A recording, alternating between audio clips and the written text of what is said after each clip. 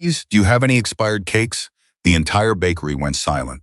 Not because the question was strange, but because of the boy who asked it 20 years old. Soaking wet from the freezing rain. Hands trembling. Eyes fixed on the floor like he already expected the answer to be no. He didn't want money. He didn't want sympathy. He only wanted food that nobody else wanted anymore. And the man in the corner booth, the one with the gray beard, the tattooed arms, and the Hell's Angels patch on his chest, put down his coffee and stared. If this story moves you, please subscribe to our channel and follow along until the very end. Drop a comment and tell me what city you're watching from. I want to see how far the story traveled. The rain had been falling since early morning, the kind of cold, relentless rain that soaked through every layer and settled into your bones. Rosewood Bakery, tucked into a quiet corner of Riverside, California, was one of those places that felt like the rest of the world couldn't quite reach it. The windows fogged up in the warmth. The smell of fresh bread and coffee hung in the air like something permanent, like it had always been there and always would be.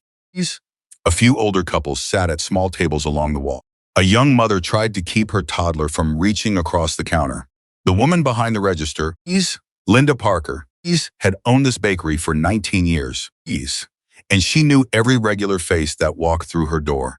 Derek Walker was not a regular, but he came in often enough that people stopped flinching when they saw him. He was 52 years old, built wide across the shoulders, with a gray beard that had gone fully silver somewhere around the time he stopped caring about how he looked to strangers. His leather vest carried patches that people in Riverside recognized without needing to read them. Hell's Angels, Riverside, decades of road miles stitched into that fabric. The backs of his hands were tattooed, his knuckles scarred in ways that told their own stories. He sat in the corner booth every Tuesday and Thursday morning. He's ordered the same black coffee, the same slice of whatever pie Linda had made fresh that day, and he sat there reading the news on his phone or staring out the window without talking to anyone. Most people kept their distance, not because Derek had ever done anything threatening inside Rosewood. He hadn't, but the reputation arrived before the man, and in a town like Riverside, a Hell's Angel in a bakery was still something your eyes adjusted to before your nerves did. Derek had stopped explaining himself to strangers a long time ago. He was on his second cup of coffee when the door opened. The cold came in first, then the boy. He was young. Derek's first read was somewhere around 19 or 20. Blonde hair flattened against his forehead from the rain. He wore an oversized army green jacket that was at least 2 sizes too large, jeans with a tear at the left knee, and shoes that had seen so many wet sidewalks the sole on the left one had begun to separate from the upper. He carried a backpack on both shoulders, the kind of old, beaten-up pack that looked like it had been found rather than bought. The straps were reinforced with electrical tape. One of the zipper pulls was replaced with a paperclip bent into a hook. Derek noticed these things the way he noticed everything, quietly, without moving his head.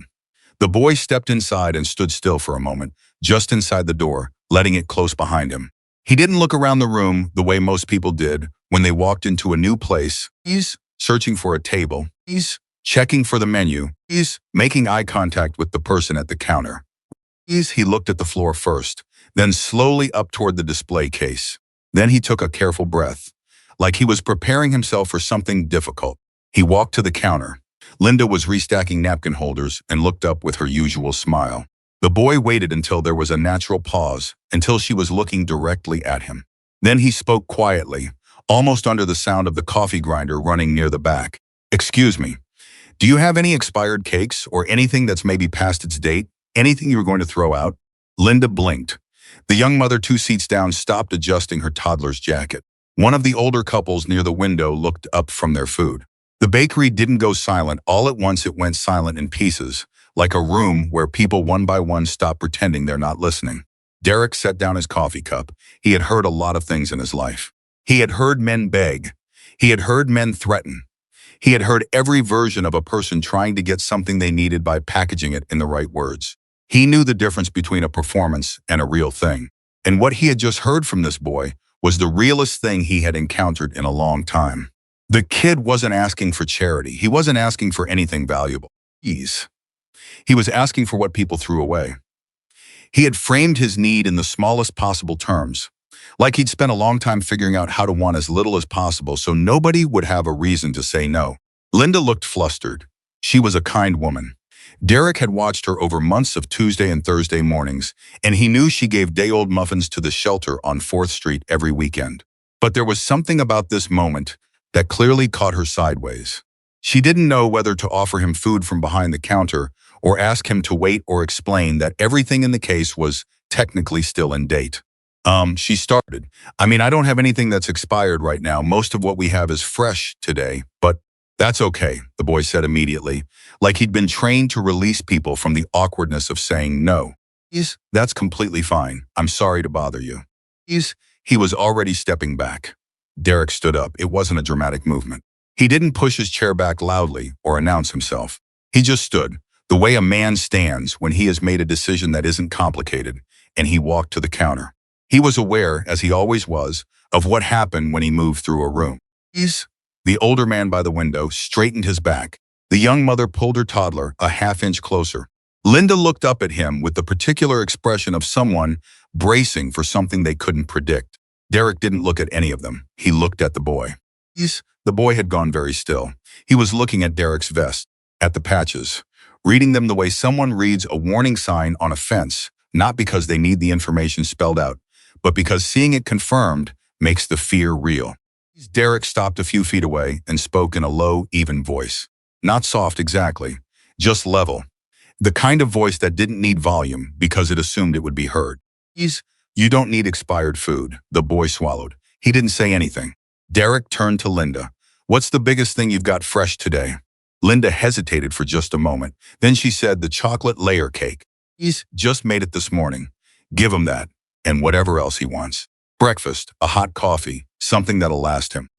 He reached into his jacket, pulled out his wallet, and set $200 bills on the counter with a flat practice movement of a man who did not make a production out of spending money. Put the rest toward his next few meals. Linda took the money. The boy turned to Derek with something on his face that wasn't gratitude. Exactly. It was something more complicated than that. It was the expression of a person who had been caught off guard by a kindness they didn't know how to process, who had prepared themselves for a certain reality, and suddenly the ground had shifted and they didn't know yet if the new ground was safe. You don't have to do that, the boy said. Derek said. I'm not asking for anything from you. I know that too. The boy stopped. His jaw tightened for a moment, like he was fighting something down. I'm not trying to get anything from you. I just wanted what was being thrown away. Derek looked at him steadily. Why? Because then I'm not taking something someone else wanted. That hit Derek somewhere unexpected. He had heard a lot of justifications in his life for a lot of different kinds of behavior. He had heard men explain violence, explain loyalty, explain betrayal, explain cruelty. He had never heard a young man explain hunger quite like that, like the geometry of it mattered, like the ethics of who was inconvenienced by the taking was a thing you had to calculate even when you were cold and wet, and the answer to your last question was probably going to be no. Derek sat down on the stool at the counter, 1 seat away from where the boy was standing. Sit down, he said. I don't want to take up a seat that. The place is half empty. Sit down. The boy sat. Linda brought over 2 coffees without being asked, set them down, and then went quietly to the back to box up a full breakfast without saying a word. She understood something about the weight of a moment, and she had the good sense to leave these 2 alone inside of it. Derek wrapped both hands around in a mug and looked straight ahead for a moment. What's your name, Ethan? How long have you been out? A pause. Outside. How long have you been living outside? Ethan didn't answer right away. He looked down at the coffee mug Linda had placed in front of him. He put both hands around it, and the smallest shift went through his expression, the involuntary, almost private relief of someone warming their hands around something hot after hours in the cold. 7 months, he said finally. How old are you? 20. Derek nodded slowly. Where are you from originally? I grew up here, Riverside. Family? Ethan's hands tightened around the mug slightly. My mom left when I was 12. My dad, he's around, I think. I haven't heard from him in about 3 years. Who were you staying with before the streets? A friend's place. But his roommates didn't want me there after the first month. I tried his shelter for a while, but he stopped, reconsidered the words. It wasn't safe. Derek had heard enough stories from enough people to know that it wasn't safe coming from a 20-year-old at a men's shelter meant something specific. He didn't push it. Linda came back with a full plate eggs, toast, a side of potatoes, the hot coffee, and she set it in front of Ethan with the gentleness of someone setting food in front of a person they were afraid might startle. Ethan stared at it for a moment, then he looked at Derek. I don't know how to, you don't need to say anything, Derek said. Just eat. Ethan ate. Derek watched him the way he had watched people his whole life, not staring, just aware. Taking in the small things. The way Ethan ate carefully. Methodically. Not the way a person eats when they're starving and can't stop themselves. But the way a person eats when they've learned to pace themselves, when they know they can't always trust their body's signals, because those signals have been wrong before. The way his eyes moved occasionally toward the door, checking. The way he held his fork right hand, steady, like someone who had been taught table manners so thoroughly that even months on the street hadn't shaken them loose. There was something about this kid that didn't add up in the way Derek expected. He's not in a suspicious way, in a way that made him curious. Ethan finished about 2/3 of the plate and then stopped. He looked up. You can finish it, Derek. I need to save room. I don't always get to eat again until tomorrow. Derek picked up his own coffee and said nothing for a moment. Then, where do you sleep? Ethan hesitated. There's a parking structure on 5th. The east stairwell stays dry, as long as you're out before 6 a.m. before the attendant. I know the one. Derek had ridden past it 100 times. He had never thought about what was in that stairwell. He studied the boy again. There was something on Ethan's left forearm that Derek caught a glimpse of when the jacket sleeve shifted a long, thin scar, old and faded, running diagonally from just above the wrist toward the inner elbow. Ethan noticed Derek notice it and pulled the sleeve back down without saying a word, his face going still in a way that was clearly practiced. Derek didn't ask about it. Instead, he said, that backpack. What's in it? Ethan's posture changed slightly. Nothing dramatic. Just a small, instinctive tightening, the way a person shifts when you touch on something important. Just things I need, he said. Like what? Extra socks. A change of clothes. A flashlight. A pause. Some notebooks. Notebooks. Yeah. What? Ethan looked at Derek for a long moment. There was something happening behind his eyes that Derek recognized, the calculation of trust, the measuring of a person you don't know against the risk of revealing something that matters to you. Just things I've been working on, Ethan said carefully. Working on how? I had a project before.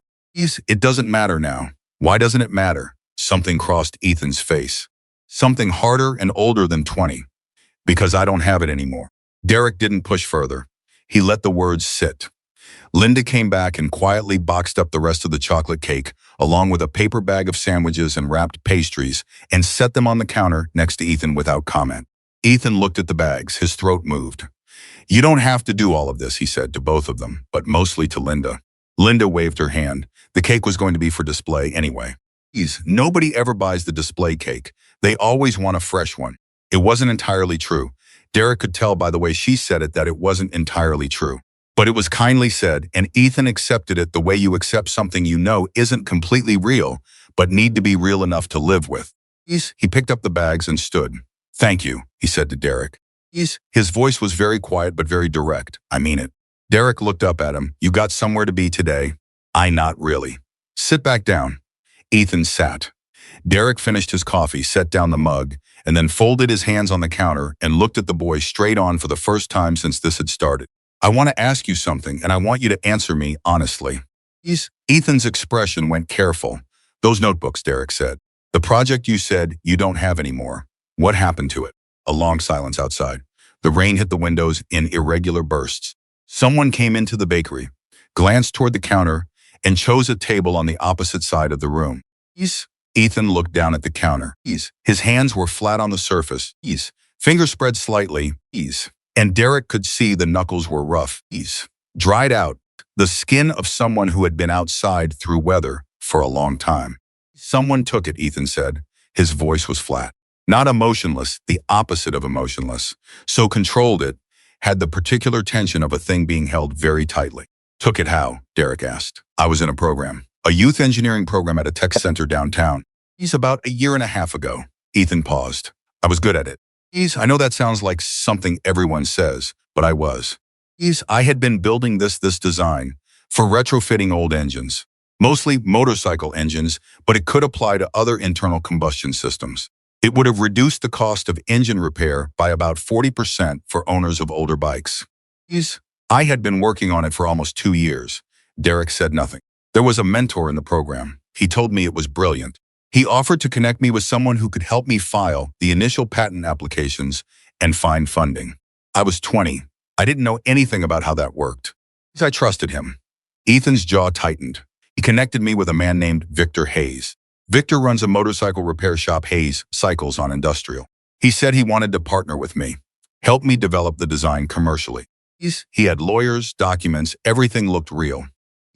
And Derek said, and he filed the patent under his business name. He changed enough of the design documentation that my original work couldn't be directly traced as prior art without going through litigation I couldn't afford. And then he told me the partnership wasn't going to work out. Ethan stopped. His voice had gone very steady. The way a person's voice goes very steady when they are reciting something they have told themselves so many times it has become information rather than memory. He said I had misunderstood the arrangement, that I had agreed, in the documents I signed, to transfer the intellectual rights to his company in exchange for mentorship fees that were paid through the program. The mentor was paid. I got nothing. Derek looked at the boy for a long moment.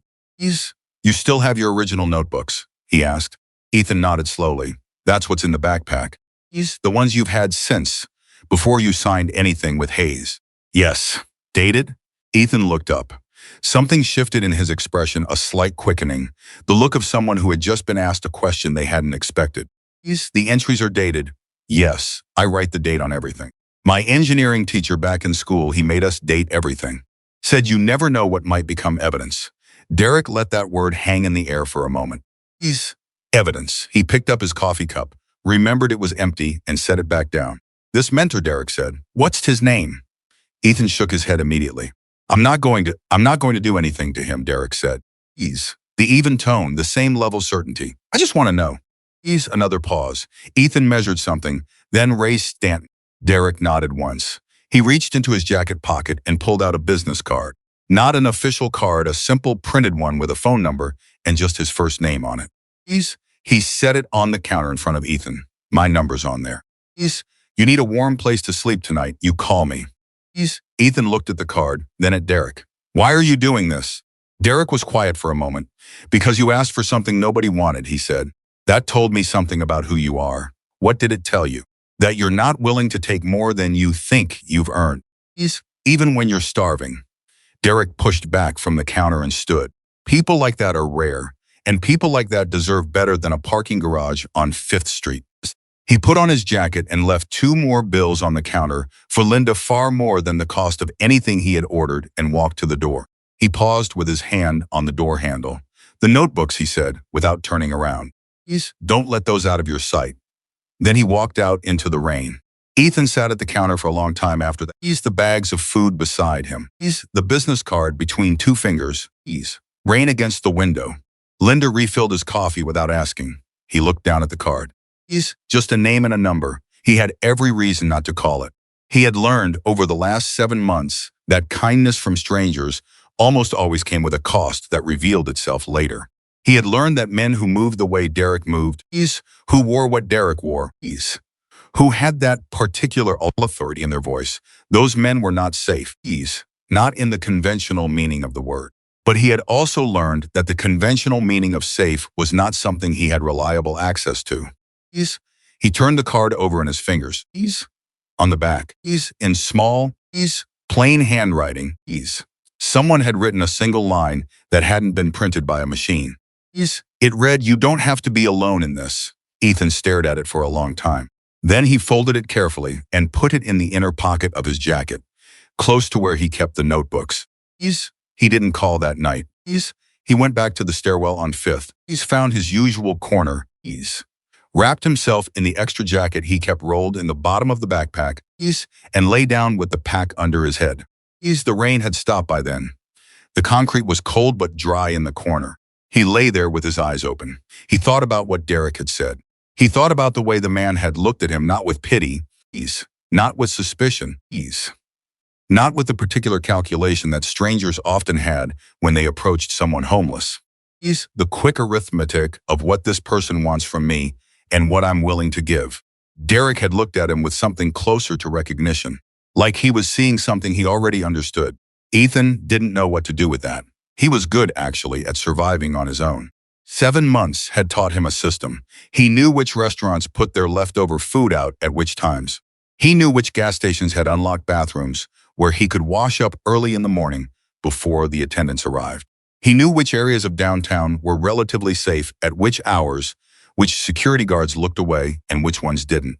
He had built a small, functioning world out of almost nothing. But he had not spoken to another person, really spoken. Not just transactional exchanges, and he couldn't remember how long. And that, he realized, lying in the dark of the stairwell with the cold settling around him, was a different kind of hunger than the one the chocolate cake and the hot breakfast had addressed. He reached into his jacket and took out the business card. He looked at the handwritten line on the back. "You don't have to be alone in this." He put it back in his pocket. He fell asleep. He did not call the next morning either, or the one after that. He told himself it was caution. And it was caution, but it was also fear of something specific. Not fear of Derek exactly. Fear of what it meant to let someone in. Because the last time he had trusted someone, the mentor, Ray Stanton, who had shaken his hand and told him he had a real future, the cost had been everything. He could survive sleeping in a parking garage. He was not sure he could survive being betrayed again. On the third day after the bakery, Ethan was sitting in a public library warm, one of the few places that didn't require you to buy anything, to stay out of the cold, going through his notebooks. They were filled with his handwriting, dense and precise. Diagrams, measurements, calculations, page after page after page of work that had started when he was 17 years old, that had grown into something he had once genuinely believed could change his life. He turned to a page near the middle of the second notebook. The entry was dated. He always dated everything 18 months ago. At the top of the page, in careful block letters, he had written a title for the design. Below it, the work was meticulous. Every line of math, every measurement, every diagram had been produced by his own hand, in his own handwriting, with his own knowledge of materials and systems. And below the final diagram on the page, there was the date. Proof. Proof that existed almost 2 years before Victor Hayes had filed anything. Ethan looked at it for a long time. Then he reached into his jacket, took out the card, and dialed the number. It rang twice, Derek said. Ethan said, "It's Ethan. From the bakery." A pause. "I know who it is." Ethan looked down at the notebook in front of him. "I think," he said slowly, "I think I might still have a way to fight this." Derek was quiet for a moment on the other end. Then he said, "Tell me where you are." "I'll come to you." Derek pulled up outside the library in 11 minutes. Ethan was waiting on the front steps, his backpack across both shoulders, the way he always carried it, both straps, centered, like he was ready to move in any direction at a moment's notice. When he heard the Harley, he stood up. When he saw Derek pull to the curb and cut the engine, something crossed his face that he quickly rearranged into neutral. Derek dismounted and walked up the steps without rushing. "You said you have a way to fight it," he said. No greeting, no preamble, just picking up the thread exactly where they had left it on the phone. Ethan appreciated that more than he could explain. "My notebooks," Ethan said. "Every entry is dated. The first design calculations I did for the engine retrofit are from 22 months ago. Hayes filed his patent 11 months ago." He paused. "That's an 11-month gap of documented prior work that belongs to me." Derek looked at him steadily. "You showed this to anyone? A lawyer?" "I can't afford a lawyer. That wasn't the question." Ethan blinked. "No, I haven't shown it to anyone." Derek nodded, the slow, deliberate nod of a man sorting through options in his head. "All right, come on." Ethan didn't move immediately. "Come on, where?" "Somewhere warm. Where we can go through those notebooks properly and figure out what you actually have before either one of us gets ahead of ourselves." Ethan hesitated on the step. His hands went to his backpack straps, the unconscious grip of someone who needed to remind himself that his most important things were still physically attached to him.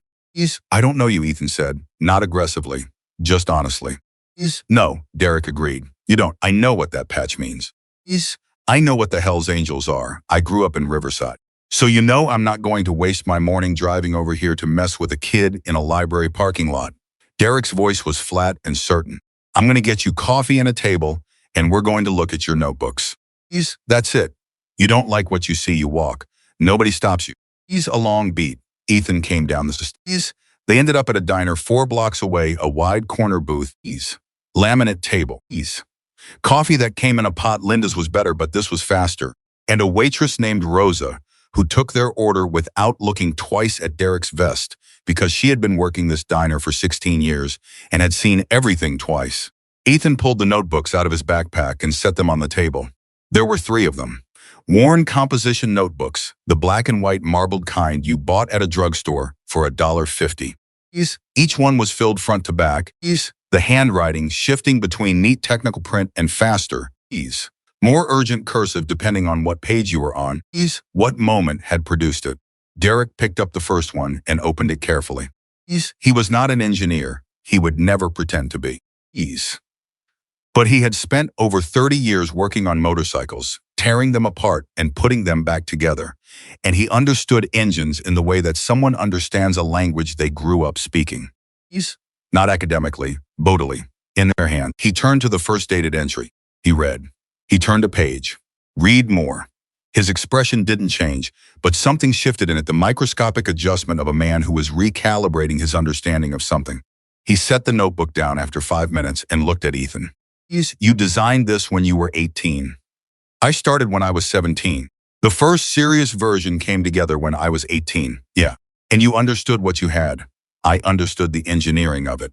I didn't fully understand what it was worth commercially until Stanton told me.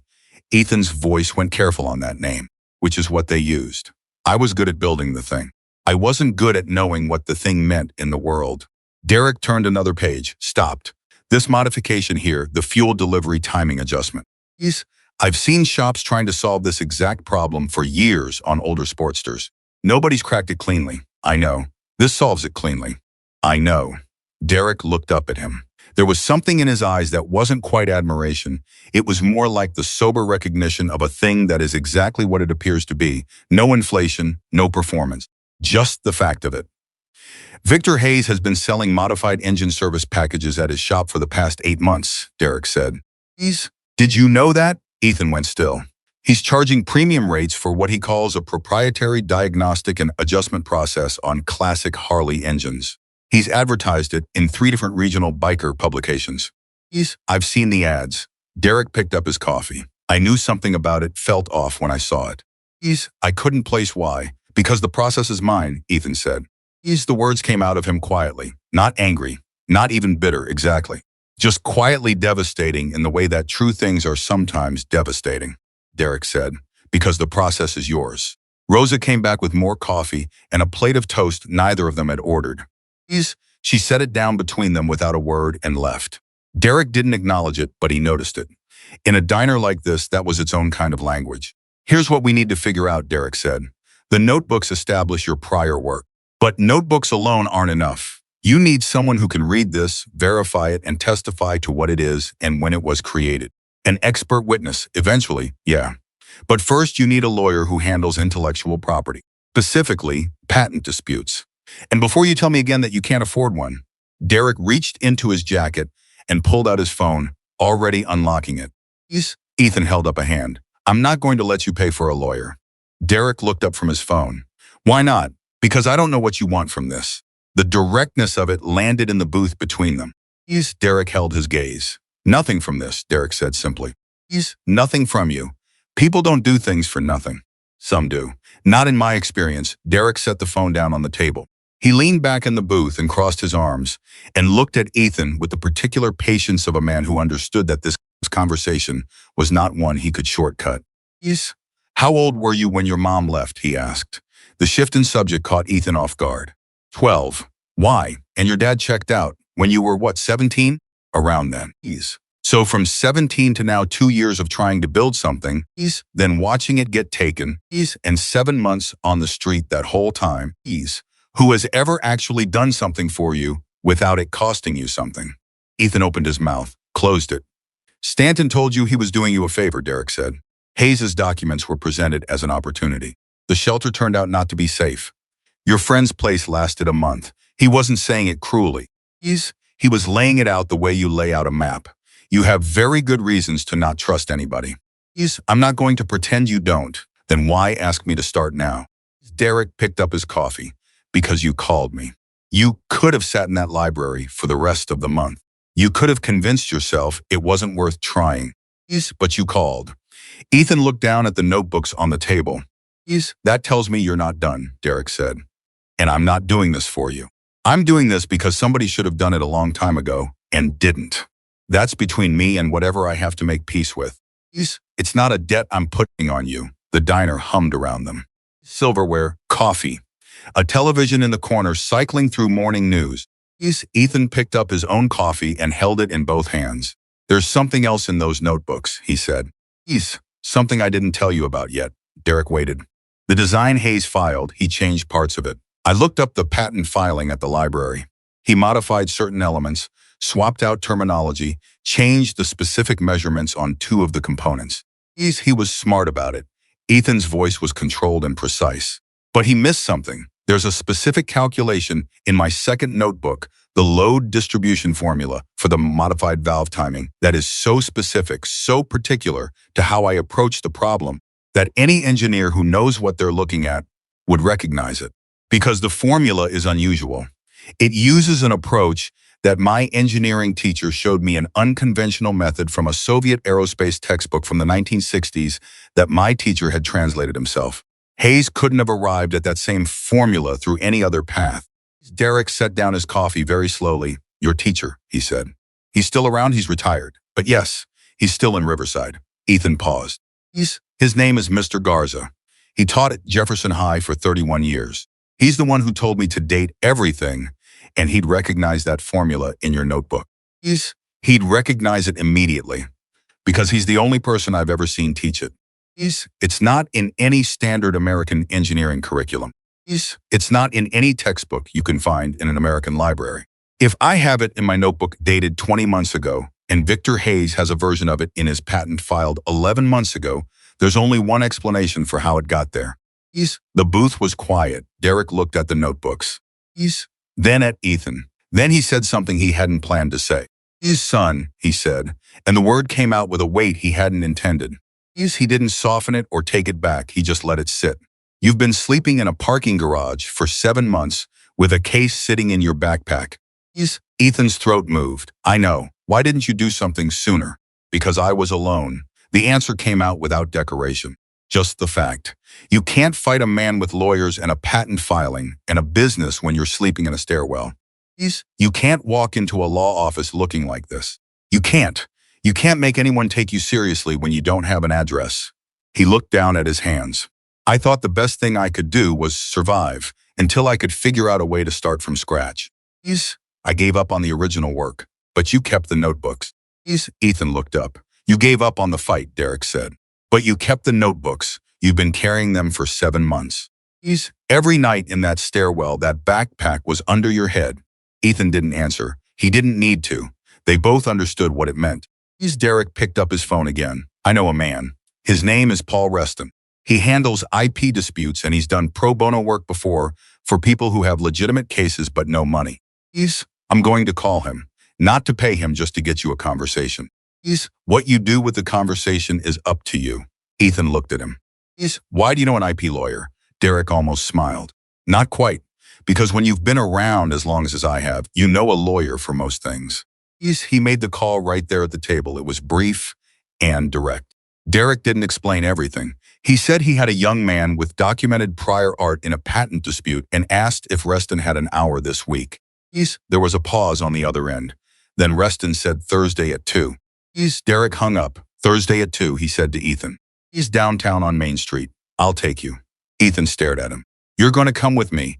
You walk into that office alone. You're a kid with some notebooks. You walk in with me. You're a kid with some notebooks and someone willing to sit next to you. Derek's tone didn't change. It shouldn't make a difference, but it does. That's just how things work. Ethan was quiet for a long moment. Outside the diner, the city moved around them, indifferent and constant. I don't know how to do this, Ethan said. Any of this. Trust someone. Let someone help. I don't. He stopped. Looked at the table. The last time I trusted someone with something important, it cost me everything I had built. I know, Derek said. That's not nothing. No, it's not nothing. Derek leaned forward, elbows on the table. But here's the difference. Stanton and Hayes wanted something from you. Your design, your work, your future, those had value to them. And that's why they came at you. I don't want your design. I don't care about the patent. I have no stake in the outcome, he paused. The only thing I'm getting out of this morning is cold coffee and mediocre toast. Something happened on Ethan's face then. It wasn't a smile exactly. It was the very beginning of one, immediately suppressed, the involuntary response of someone who had been so far from humor for so long that the reflex had to fight its way through layers of guard to surface at all. The toast is pretty bad, Ethan said. It's terrible, Derek agreed. Rosa, passing by with a coffee pot, said without stopping. I heard that. Derek raised his cup toward her in acknowledgement. And for a moment, just a moment, the booth felt like a place where two people were sitting together rather than two strangers calculating the terms of proximity. They spent the next hour going through the notebooks properly. Derek asked questions. Ethan explained. Not just the engineering, the timeline. When he had first developed the concept, when he had brought it to the youth program, when Stanton had introduced him to Hayes, the exact sequence of events, the documents he had signed, without fully understanding what he was signing. The moment 3 months later, when Hayes had stopped returning his calls and Stanton had met him in a coffee shop and told him, with a practiced expression of regret, that the partnership hadn't worked out the way anyone had hoped. Derek listened to all of it without interrupting. When Ethan finished, Derek said, "The document you signed. Do you still have a copy?" Ethan's jaw tightened. No. I had a copy, but I lost it when I was moving around a lot in the first couple of months. I didn't have anywhere stable to keep paper documents. Does Resta need it? I don't know. Maybe. Hayes will have a copy.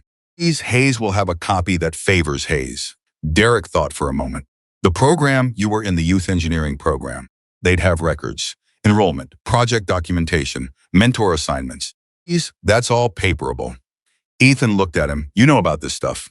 I know about how people protect themselves and how they don't, Derek said.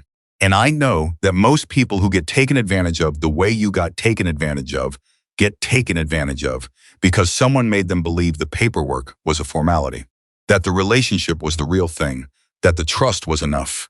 His voice didn't harden when he said it, but it didn't soften either. People who operate like Stanton and Hayes, they count on that. They count on you being young enough and trusting enough and grateful enough that you don't read every line. I read it, Ethan said quietly. I just didn't understand what some of it meant. That's not the same as not reading it, I know. But the result was the same. The result is fixable, Derek said. Or at least it's worth finding out if it's fixable. That's all Thursday is. Finding out. Ethan looked at the notebook spread across the table. 20 months of work. 2 years of his life before that. Laying groundwork he hadn't even known he was laying. Pages and pages of dates and calculations and handwritten proof that he had existed, that he had thought and built and created something real before any of this had gone wrong. He put his hand flat on the cover of the first notebook. Why do you believe me, he asked. You don't know me. You have no reason to believe I'm telling you the truth about any of this. Derek was quiet for a moment. "'Cause I watched you ask for expired cakes," he said. Ethan looked up. A person running a con walks into a place and asks for something just convincing enough to get what they actually want. They think about what angle works, what narrative lands, what version of themselves gets the biggest return. Derek held his gaze. You walked in and asked for what nobody wanted. You made yourself small on purpose. You weren't running anything. You were just trying to get through the day without taking something someone else needed. He paused. That's the truth. I can read it. The words sat in the air between them. Ethan looked back down at his hand on the notebook. He didn't say anything. He didn't need to. Derek gathered the check before Ethan could reach for anything, paid it, and slid out of the booth. I'm going to ride by Hayes' shop today. Not to do anything. I want to see what kind of operation he's running. You said you wouldn't. I said I wouldn't do anything to him. I'm going to look. Derek stood and put on his jacket. There's a difference between information and action. Always understand what you're dealing with before you decide what to do about it. Ethan stood, repacking the notebooks carefully into his backpack. And if what you see makes you want to do something, then I'll make a choice, same as I always do. Derek looked at him. But the choice won't be made until I know what I'm working with. That's the difference between me and men who just react. They walked out of the diner together. On the sidewalk, Ethan zipped his jacket against the air and shifted the backpack straps. Derek stood with his hands in his jacket pockets, looking down the street. You got enough food to last you today? Derek asked. I have the stuff Linda packed. Yeah. Okay. Derek reached into his pocket and pulled out a key on a plain ring. He held it out to Ethan. Ethan stared at it. What is that? Storage unit on Magnolia, 12 by 12. I use it for parts. There's a cot in the back corner that my brother Roy used to sleep on when his wife kicked him out. In sheets, a space heater that works fine. Lock on the door from the inside. He held the key steadily. It's not a house, but it's not a parking garage stairwell either. Ethan didn't take the key. This is too much, he said. It's a storage unit. You don't even know me. I knew you enough to give you a card 3 days ago. Derek kept his hand extended.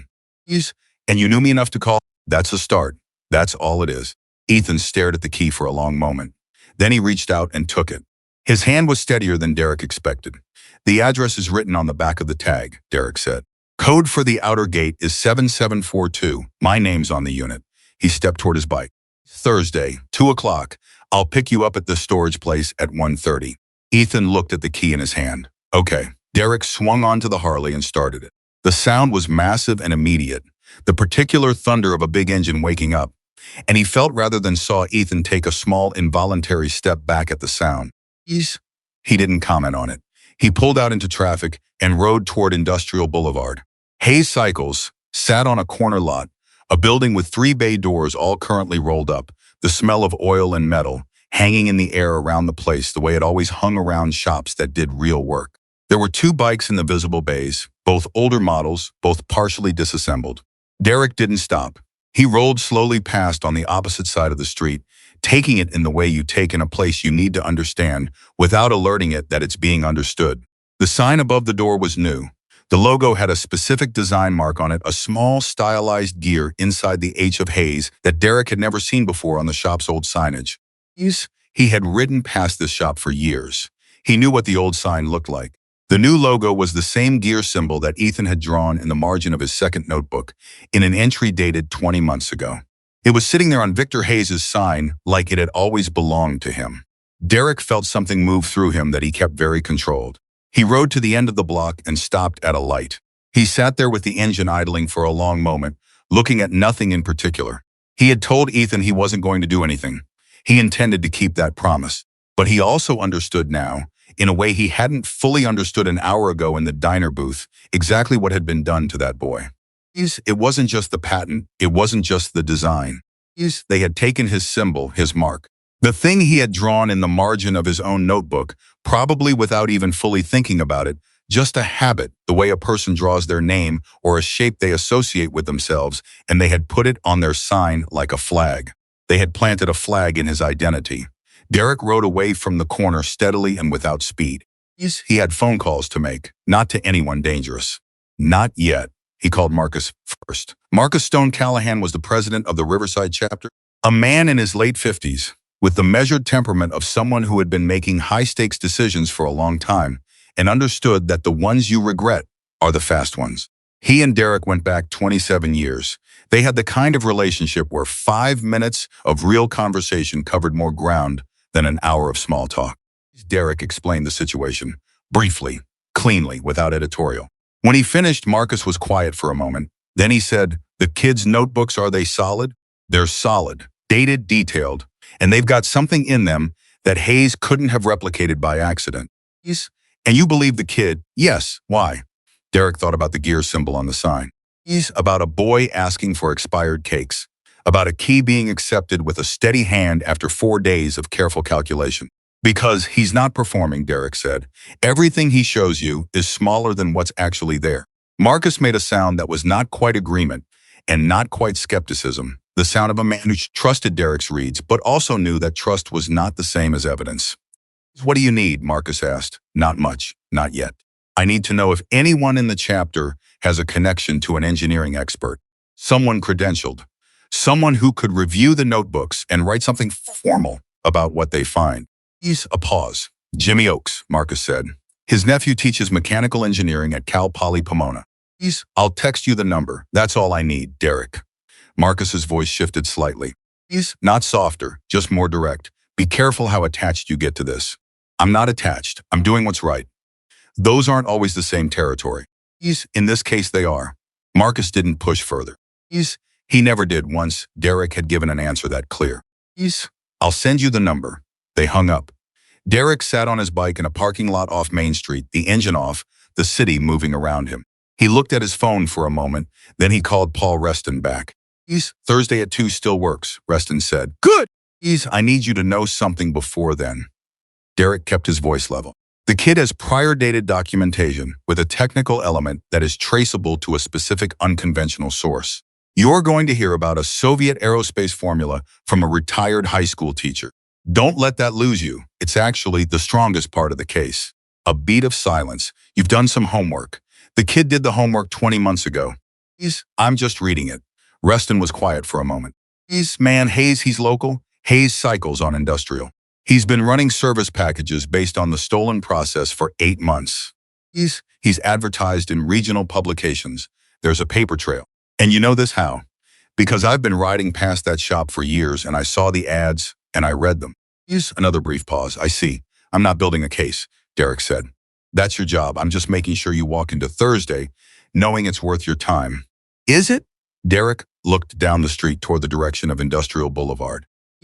He put the kid's own symbol on his shop sign, Derek said. It's in the notebooks in a margin drawing from 20 months ago. It's on the sign right now like it's always been his. Reston said nothing for a moment. Then, I'll see you Thursday. Derek hung up. He sat in the parking lot for another minute.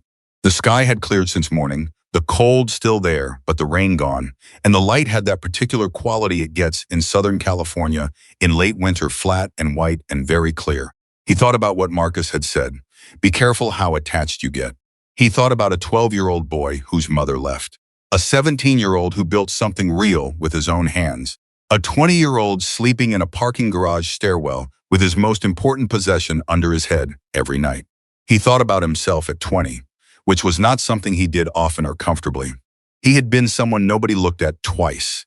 He had been nobody's priority and nobody's concern. He had found his people, eventually found them the hard way, through years of roads and choices and tests that left marks. He had built something for himself, and it was real, and he didn't regret it. But he also knew exactly what it cost to do it alone. He knew what it did to a person. The way it built a certain kind of strength and a certain kind of scar tissue simultaneously, and how sometimes by the time you were still strong enough to stand on your own, you'd forgotten how to let anyone stand next to you. He didn't want that for Ethan. He pulled out his phone one more time and sent a single text to the number Marcus had given him for Jimmy Oakes' nephew. My name is Derek Walker. Marcus Callahan gave me your number. I have a situation involving a young engineer and a stolen patent. I need someone credentialed to review documentation this week if possible. I can come to you or you can come to me. Expenses covered. He put the phone in his pocket. Then he started the bike and rode back toward Magnolia, toward the storage unit, to make sure the cot was actually usable and the space heater had a working plug. He wasn't going to tell anyone at the clubhouse about this yet. Not the full picture, not until he knew what Thursday looked like. But he was also not going to sit on this and let it be only a conversation in a diner and a key on a ring. Because Victor Hayes had put a 20-year-old kid's symbol on his sign, and the 20-year-old kid had 7 months sleeping on concrete with proof in his backpack. And that was a wrong that could be made right, if you were willing to work it through properly, rather than the fast way. Derek had learned, over decades of choosing the fast way, that there was a time for it and a time when it cost you more than it cost the other person. This was not the time for the fast way. He owed it to the kid to do it right. He owed it to something older than that too, something he hadn't examined closely in a long time. He rode toward Magnolia and the storage unit, and he thought about a boy who had once believed that asking for what nobody else wanted would keep him from being a burden. And he thought about how wrong a person could be, about what they deserved. Thursday came faster than Ethan expected. He had spent 2 nights in the storage unit on Magnolia, and both nights he had woken up at 3 in the morning with his hand already reaching for the backpack before he was fully conscious, the reflex of 7 months of sleeping somewhere that wasn't safe, where the first sound meant you needed to be ready to move. Both times he had lain back down on the cot and stared at the ceiling and reminded himself where he was. Both times it had taken a while for his body to believe him. But he had actually slept, more than he had in months. Derek showed up at 1:20, 10 minutes early, and knocked twice on the metal door. He's not loud, just enough. Ethan had been ready since noon. He opened the door and Derek looked at him at the clean shirt, the combed hair, the backpack straps adjusted so the pack sat level and professional rather than survivalist, and said nothing. Just nodded once. They rode to Main Street. Ethan had never been on a motorcycle before. He had almost said something about it when Derek pulled up, but there was no practical alternative and no dignified way to raise it. Ease. So he got on behind Derek and gripped the sides of the seat rather than Derek's jacket and held on with the rigid determination of someone refusing to show fear. Derek rode smoothly. No sudden acceleration, no lane splitting, nothing that would have been within his rights on a bike, but would have made a first-timer grip tighter. Ethan noticed that. He didn't say anything about it, but he noticed. Paul Reston's office was on the 4th floor of a building that was neither impressive nor run down, the kind of office that said the person inside spent their budget on competence rather than appearances. The receptionist was young and efficient and didn't look at Ethan's jacket or Derek's vest any longer than was necessary to direct them to the correct chairs. Reston himself came out to the waiting area to get them rather than sending someone, which Ethan wouldn't have known was unusual, but Derek recognized as a small signal of respect. He was in his mid-50s, compact, with the precise economy of movement of someone who had learned a long time ago that every gesture either communicated something or wasted energy. He shook Derek's hand first, then Ethan's, and his grip on Ethan's hand was firm without being a test. "Let's go through what you have," he said, and led them back. In the office. Ethan laid the notebooks on the conference table the way he always did, carefully. Specifically. First notebook first. Reston sat across from him and pulled on a pair of reading glasses and began to go through the first one without a word. The room was quiet except for the turning of pages. Derek sat to Ethan's left. One arm on the table. Not reading over Reston's shoulder. Just present. It was the same quality of presence he had in the diner, not intrusive, not performative. Just there. Ethan watched Reston's face. He had gotten good, over the past year and a half, at reading the faces of people who were evaluating him. He had watched Stanton's face when Stanton first reviewed the design, the careful neutral of someone who has found something valuable and is deciding how not to show it. He had watched Hayes's face across a conference table when the supposed partnership documents were laid out, the smooth, practiced warmth of someone performing generosity they did not feel. Reston's face was different. It moved the way a person's face moves when they are genuinely processing something. A slight tightening around the eyes here, a stillness there. At one point he stopped. He turned back 2 pages. Read something again. And made a small sound under his breath that wasn't a word, just an involuntary acknowledgement of something he hadn't expected to find. The valve timing formula, he said. To no one in particular.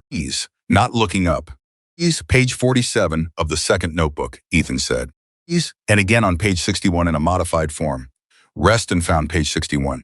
Read it. Set the notebook down and took off his glasses and looked at Ethan directly for the first time since they'd sat down. Derek told me there was a traceable source for this formula. He tenured teacher, Mr. Garza, Arthur Garza. He taught at Jefferson High for 31 years. He showed me this approach from a Soviet aerospace engineering text he had translated himself. He called it the Volkov reduction method. It is not in any standard American curriculum. I can tell you exactly when he taught it to me and why. Rest tapped his glasses against the table slowly, once, twice. Is he reachable? He lives in Riverside. I have his address. I had his phone number, but I lost it. Ethan stopped. He's recalibrated. I know where he lives. Would he cooperate? I believe so. He was angry when I told him what happened. This was about a year ago, before things got. Ethan paused. Before I lost my housing, he told me to fight it. I didn't have the resources then. Reston looked at Derek. Derek said nothing. He didn't need to. Reston looked back at the notebooks. The dates are consistent throughout. No gaps that look like they were filled in retroactively. The handwriting changes, Ethan said. Early entries are neater. I was being deliberate. Later entries are faster because I was in the middle of working and writing to capture the thought. The ink on some of the older pages has aged differently than the newer ones. A document examiner could establish the timeline independently of the dates if necessary. Reston went quiet again. He was looking at Ethan now the way a person looks at something they are revising their expectations of. How old are you? He asked. 20, and you've been living outside. 7 months. Reston didn't comment on that, but something moved through his expression that he didn't fully suppress. Here's what I can tell you right now, he said. What's in these notebooks is consistent with a legitimate prior art claim. The dated documentation, the source traceable formula, the continuous development record. If a qualified engineering expert reviews this and confirms what I'm seeing, you have the foundation for a challenge to Hayes's patent. He paused. It's not simple. It will take time. Hayes will fight it because he has more resources than you do. And men like Hayes fight hard when they're cornered, because the alternative is losing something they've built a business model on top of. He looked at Ethan steadily. But you have something real here. I want to be clear about that. Ethan's hands were flat on the table. He had not let himself believe fully until this moment. He had protected himself from believing it too completely, because the last time he had believed in something completely, it had destroyed him. So, he had carried the notebooks and maintained the system and called Derek from the library and gotten on the motorcycle and sat in this chair, but he had kept a careful wall between himself and actual hope. Reston had just put a door in that wall. What happens next, Derek said. I need the engineering expert review. Derek mentioned a Cal Poly contact that would work, assuming the individual is credentialed and willing to provide a formal written assessment. I also need to subpoena the youth program records, which will establish the mentor relationship and the timeline of introduction to Hayes. And I need a conversation with Arthur Garza as soon as possible. I can get you to Garza, Ethan said. Good. Can you do Friday? Ethan looked at Derek. Derek said, Friday works. Reston made a note. Then he looked up and said something Ethan had not expected. I want to take this case, not on a contingency basis. I'm not going to take a percentage of something you might recover, because that's not the right arrangement when you're 20 years old and someone has already taken advantage of you once with paperwork. He put his glasses back on. I'll bill at a reduced rate and defer payment until resolution. If we don't resolve favorably, you owe me nothing. Ethan stared at him. He said. Reston almost smiled. Because Victor Hayes has been advertising stolen engine services in publications I read. And I've been looking at those ads for 8 months, thinking the pricing model didn't make sense for a shop his size. He paused. Now I know why. He stood and extended his hand to Ethan first. Ethan shook it. This time his hand was very steady. On the ride back, Ethan sat behind Derek on the Harley and the city moved around them, and he didn't grip the seat as rigidly as he had on the way there. He wasn't thinking about the bike. He was thinking about the door in the wall. When they stopped at the storage unit and Derek cut the engine, Ethan sat still for a moment before getting off. He's going to take it, Ethan said. I heard him say that, yeah. He believes it's real. Your notebooks are real. Of course he believes it. Ethan got off the bike. He stood on the pavement outside the storage unit with his backpack over one shoulder and looked at Derek. I need to ask you something, and I need you to answer me straight. Go ahead. When you rode past Hayes' shop on Tuesday, you saw something you haven't told me about. Derek looked at him for a moment. Then he said, the sign above the door. He changed the logo. New design has a gear mark inside the H. Ethan went very still. It's the same gear you drew in the margin of your second notebook, Derek said. Page 23. You drew it 3 times in the margin while you were working through the long calculations. The silence that followed was not the silence of shock. It was the silence of someone receiving confirmation of something they had suspected but not let themselves name. He took my symbol, Ethan said. Yes, he put it on his sign. Yes. Ethan's jaw tightened. His eyes went somewhere that wasn't the street or the storage unit. They went somewhere interior, somewhere old and specific. When he came back, his voice was very quiet. They didn't just take the design, he said. They took the way I thought, the way I marked things. The way he stopped. They took something I didn't even know they had access to. I know, Derek said. How long have you known? Since Tuesday afternoon. Why didn't you tell me? Because you needed to hear Reston first. Derek held his gaze. I wasn't going to hand you information that makes you furious before you had to sit in a room and be precise and professional. You needed that meeting to be about the notebooks, not about the sign. Ethan looked at him for a long moment. Then he let out a breath. He stopped. That's actually exactly right. I know. I hate that you're right. You'll get used to it. Ethan almost did the thing with his face again, the almost smile, quickly suppressed. Then he said, I want to go see Mr. Garza. Not Friday for the lawyer. Before that. Today if he'll see me. Derek looked at him. You haven't spoken to him since before you lost your housing. No, he doesn't know what happened to you. You're going to have to explain where you've been. I know. Ethan's voice was steady. He deserves to know. He was the one who told me to date everything. He told me to always document. If I had listened to him completely, if I had fought sooner, he stopped. Swallowed. He deserves to hear it from me directly. Derek pulled out his phone. Address? Ethan gave it from memory. They rode to a quiet residential street in the older part of Riverside, where the houses were small and maintained with the particular care of people who had been somewhere long enough to invest in the small things. Mr. Garza's house had a front garden that was clearly tended by someone who found it worth tending. The kind of garden that takes years. Ethan stood at the front door and knocked and waited with the stillness of someone who doesn't know what they're about to walk into. The door opened. Arthur Garza was 71 years old, short, with the kind of deliberate posture that comes from decades of standing in front of classrooms. His hair was white and neatly kept. He wore a plaid flannel shirt tucked into his slacks, and the reading glasses pushed up on his forehead were the same style as the ones Ethan remembered from 9th grade. He looked at Ethan. His expression moved through several things in rapid succession: surprise, confusion, recognition, and then something that settled into something Ethan was not prepared for. Relief, Ethan, he said. Just the name, like it had been waiting to be said for a long time. Mr. Garza. Ethan's voice came out, slightly less controlled than he intended. I'm sorry I didn't come sooner. Get in here, Garza said, and stepped back from the door. He looked past Ethan at Derek standing at the end of the front walk. He took in the vest, the patches, the man's general presence, with the calm assessment of someone who had taught high school for 31 years and was not easily startled by anything. Is he with you? Garza asked. Yes, Ethan said. Garza looked at Derek for another moment. Well, come in then, both of you. I'll put on coffee. Inside, at a small kitchen table, Ethan told Mr. Garza everything. All of it, not the edited version, not the version that made him sound like he had a plan. The real version, Stanton Hayes. The documents he hadn't fully understood. Losing his apartment. The months outside. The notebooks. Derek. The diner. The storage unit. Thursday with Reston. Garza listened without interrupting. When Ethan finished, the kitchen was very quiet. Garza's coffee sat between his hands. He had not drunk any of it. You were sleeping outside, Garza said. For 7 months. Yes. Garza was silent for a moment. Then he said very quietly, I should have checked on you.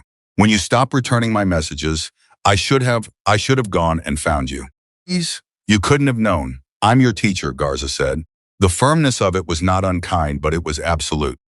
Teachers know. We tell ourselves we don't because it's easier. But I knew something was wrong. He looked at his coffee.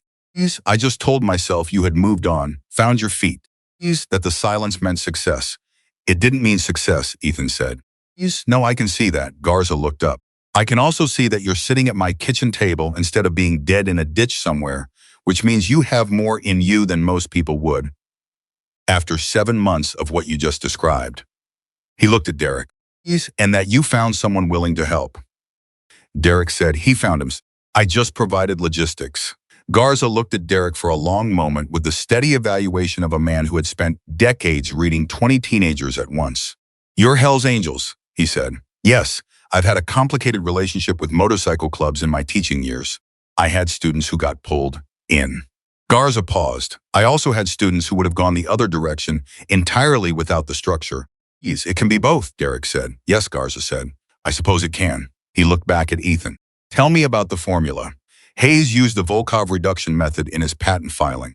The valve timing calculation, I can show you where it appears in my notebooks and where it appears in his filing. Garza nodded once. Get out the notebooks.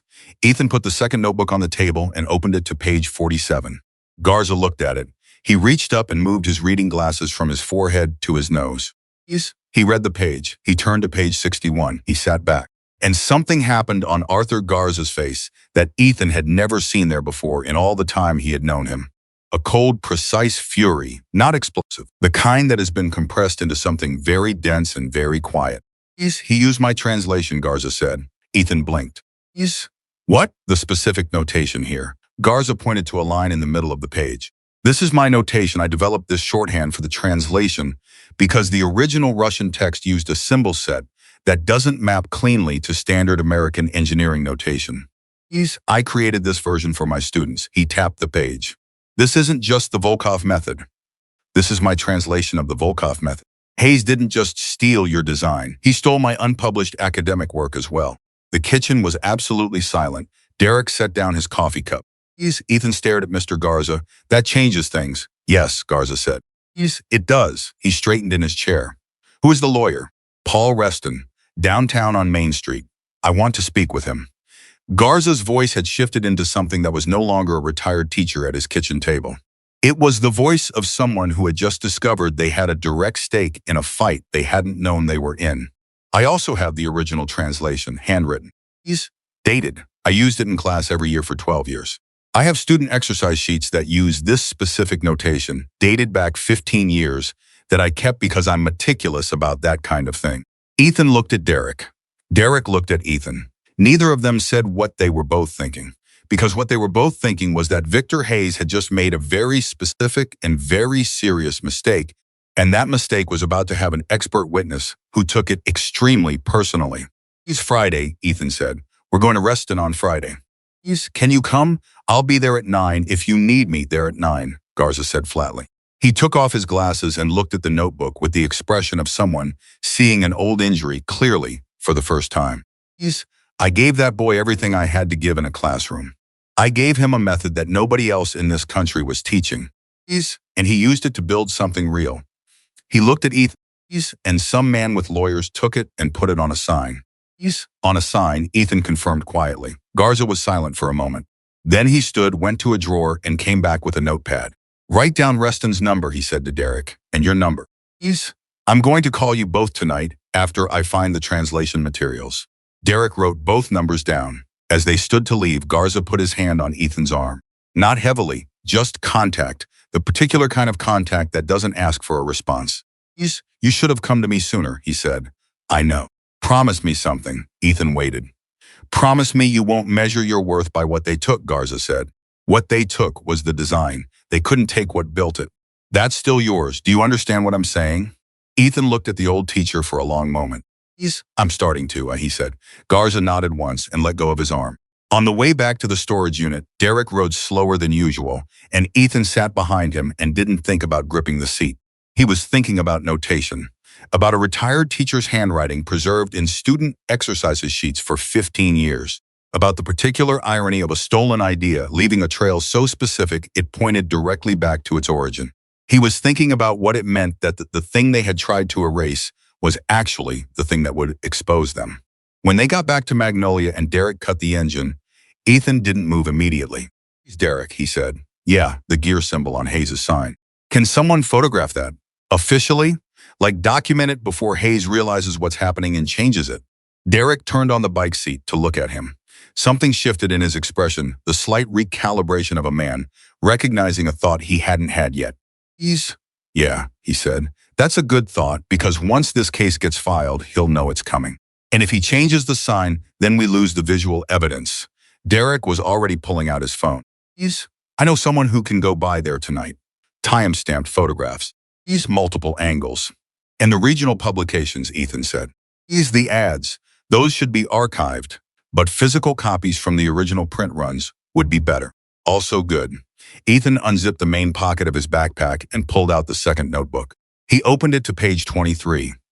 The gear symbol was drawn 3 times in the margin, slightly different each time the way a person draws something while they're thinking, the iteration of a shape finding its final form. He put his finger on the third iteration, the clean one. The one that had ended up on Hayes' sign. He saw this in person, Ethan said.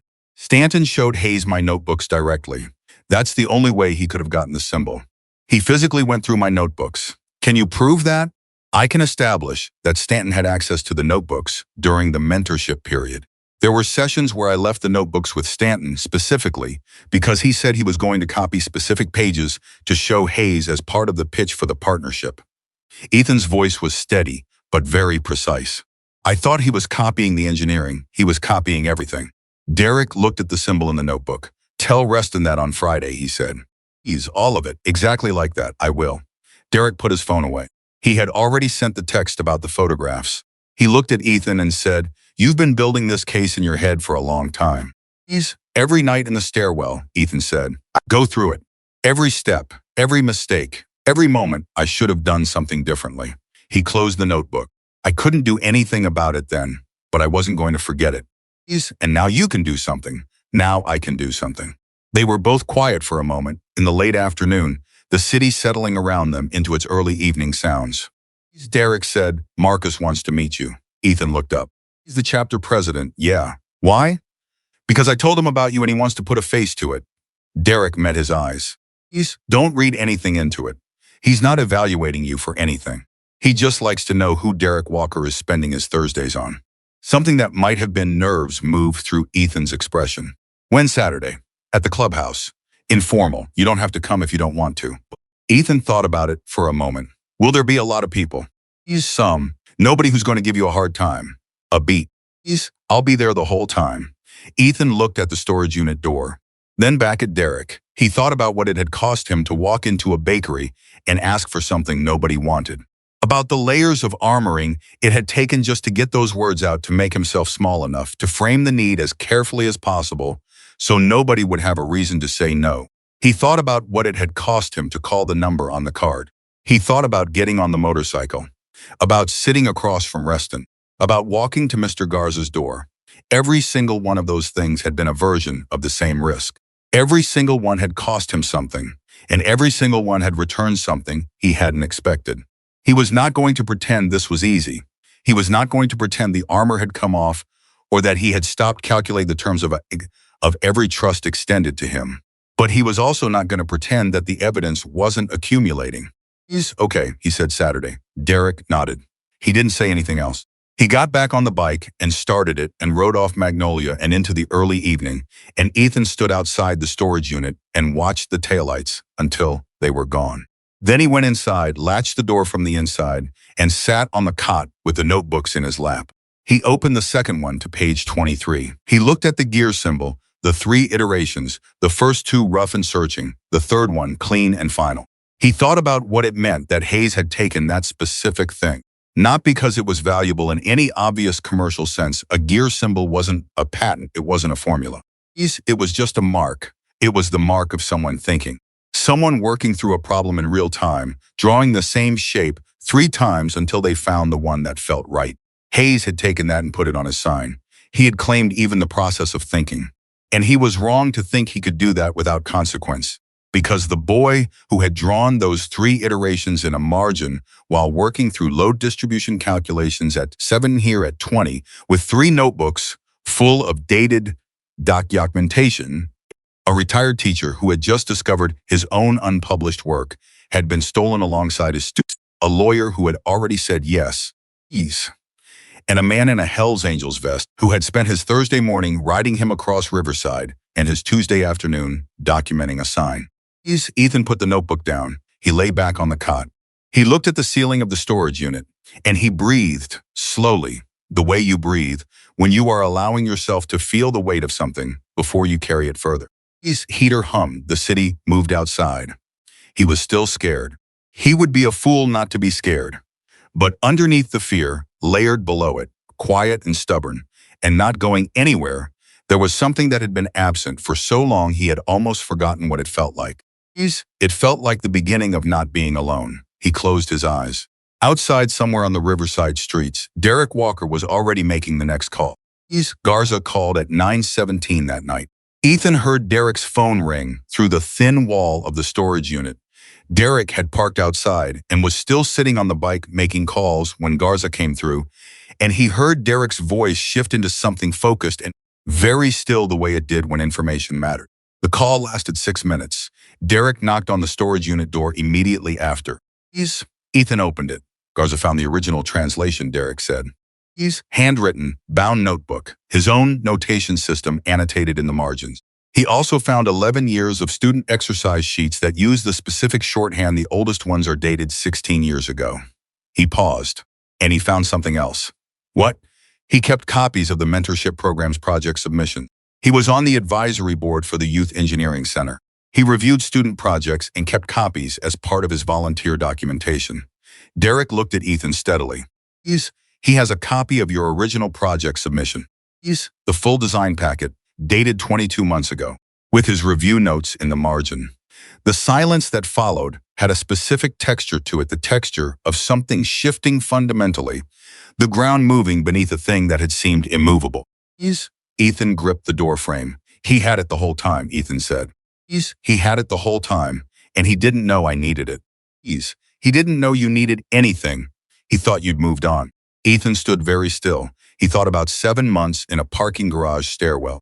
He thought about all the nights he had lain with the notebooks under his head, telling himself the notebooks were all he had, that the original packet was gone, that he was working with a partial record. He thought about how differently the last 7 months might have gone if he had known that Arthur Garza, 11 blocks from that stairwell, had a copy of everything sitting in a filing cabinet. He thought about how much of survival was not knowing what was right next to you. Reston needs to know tonight, Ethan said. I already texted him. He's going to call Garza directly. Derek watched Ethan's face. You okay? Ethan stopped, looked at the ceiling. His jaw worked for a moment. It was right there. This whole time it was right there. Yeah. I slept on concrete for 7 months, and the evidence I needed was in a filing cabinet 11 blocks away. Yeah, Derek said again, not minimizing it, not rushing to the silver lining.